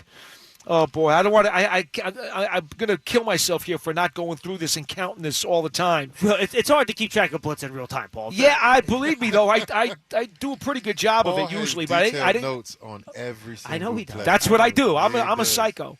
Well, we know that. But my point is, let's see. Do you know there were 2 4th down plays that the Giants tried in the fourth quarter. 4th and 3 from the Dallas 45. Dallas sent 5 on a blitz, and Neighbors caught a 7-yard cross to convert the first down. On the 4th and 6 from the Giants 45 with 3.5 minutes to go, when Neighbors dropped the ball, they only sent 4. I have 11 blitzes for the Cowboys in this game, according to PFF. 11 on 44 dropbacks. And those were, and trust me, those were all kind of only pass. Yeah, they were all in pretty key spots. They had a propensity to do it at hot times. And Mike Zimmer has done that. He likes to do that double mug blitz. Yes, on some of those third downs. So I'm thinking that if you had one guy on each boundary. And had the slant prepared, when Jones gets up to the line and he's looking at his pre-snap read, if he sees what he likes from either side, he could call it and run it. If he doesn't see it, call timeout. Yep. You could do that. You could. All right, I want to just hear from Wan'Dale Robinson in the locker room. This will be our last piece of audio. He had to drop late. I want to see what he says about it, so let's listen to Wan'Dale. Any signs from the fact that from a distance, it looks like you have closed the gap on them, right? Last year, you guys kind of got blown out in 2 games. This obviously could have gone either way here. I mean, both teams are brand new. I mean, last year's a whole different team than this year, so we weren't worried about last year what that was. We knew what we were capable of, and it's got to be better. How much is this a sign, though, that you're close, though? You know what I mean? I guess you could say it's a sign, but we got to come out next week and next Sunday and show that we can go out there and win. So this is a pretty impressive start for Malik. I mean, what have you seen from watching him? He's a baller too. I mean, he just goes and does everything that you ask. I mean, he works really hard each and every week, and he just goes out there and makes plays. What did you say to him tonight after this? You just keep doing what you're doing, man. I mean, at the end of the day, we're going to get this thing on track, and the wins are going to come, but we just got to keep preparing the right way and doing the right things during the week. How's he doing? You did get a chance to talk to him here, I'm sure. Talked to him a little bit. Nothing crazy. I think he'll be okay, though. Was he hard on himself about the last play? Or? I mean, we're all hard on ourselves, so I mean, I definitely think he's thinking he could have made the play or whatever, but I think he played well tonight. How frustrating is it to be 1-3? I mean, especially, close loss tonight, close loss to Washington. How frustrating is it to be 1-3 at this point? It's really frustrating, but at the end of the day, we still know we got plenty of games left, so just got to go out there and put the best product out there on the field and go get some wins. Giants TV presented by Bob's Discount Furniture is the official connected TV app of the New York Giants, available for free on Apple TV, Roku, Amazon Fire TV, and inside the Giants mobile app. Stream game highlights, interviews, TV shows, and more exclusive video content with Giants TV. All right, guys, nothing from Wando there on that final play. So final thoughts on the game, and let's look ahead to Seattle. In about 10 days, Giants go on the road to Seattle to play, frankly, one of the teams that has played the best so far early in the National Football League this year. This week, I did not look it up before we started. Seattle plays Monday night. That's what I'm looking for. They're playing who do they got? I want to say, is it Atlanta? They have the Lions. At okay. Detroit on Monday night. Seattle's one of the few 3-0 teams in the league. So, Paul, let's start with you. Thoughts on the Seahawks in about 10 days? Well, I would only say that coming off of this game for me, and I got the sense from the Giants players, this loss hurt them more than the previous two losses. That's the feeling I got, emotionally and mentally. This one is stinging more than the others. Worse than Washington, huh? I think so. Interesting. I think so. That's the feeling I got from being downstairs. Now, I will say this.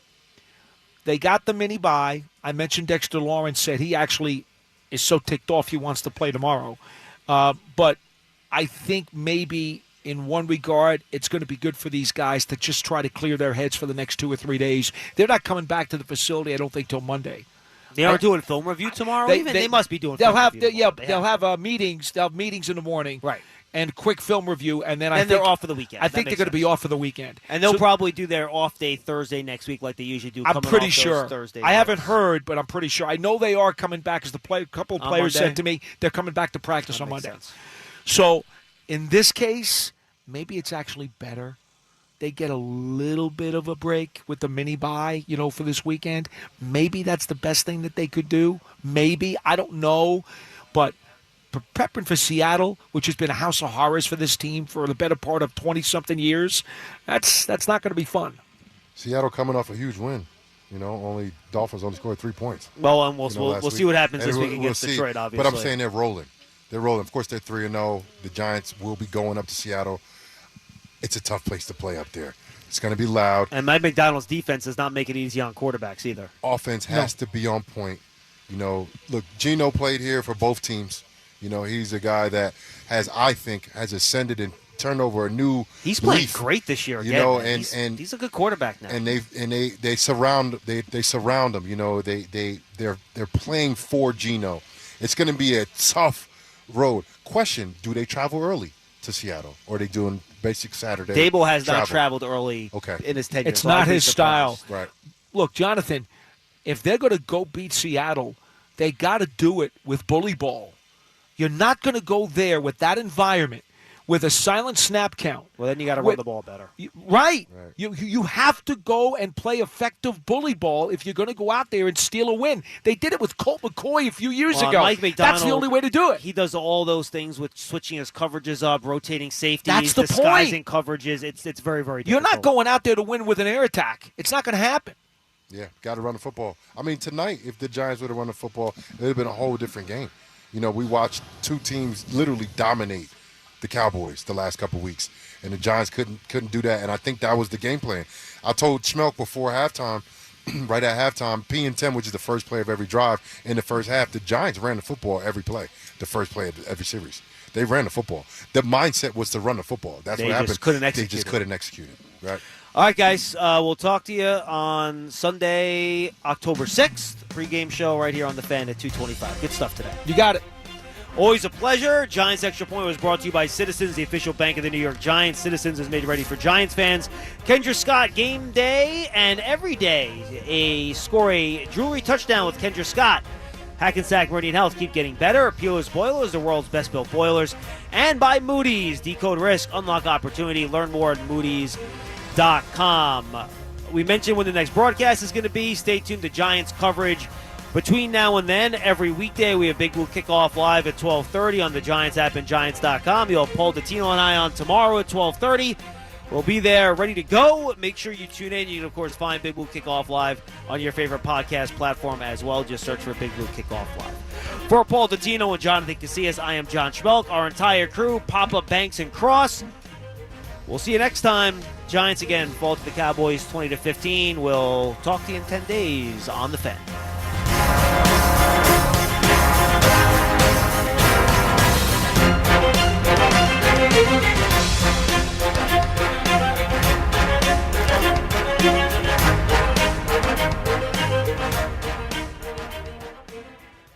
Some people just know they could save hundreds on car insurance by checking Allstate first. Like, to check the date of the big game first before you accidentally buy tickets on your 20th wedding anniversary and have to spend the next 20 years of your marriage making up for it. Yeah, checking first is smart. So check Allstate first for a quote that could save you hundreds. You're in good hands with Allstate. Savings vary. Terms apply. Allstate Fire and Casualty Insurance Company and Affiliates, Northbrook, Illinois. You go into your shower feeling... But as soon as you reach for the Irish Spring, your day immediately gets better. That crisp, fresh, unmistakable Irish Spring scent zings your brain and awakens your senses. So when you finally emerge from the shower, 37 minutes later, because you pay the water bill so you can stay in there as long as you want, you're ready to take on the day and smell great doing it. Irish Spring Body Wash and Bar Soap. Fresh, green, Irish. Shop now at Walmart.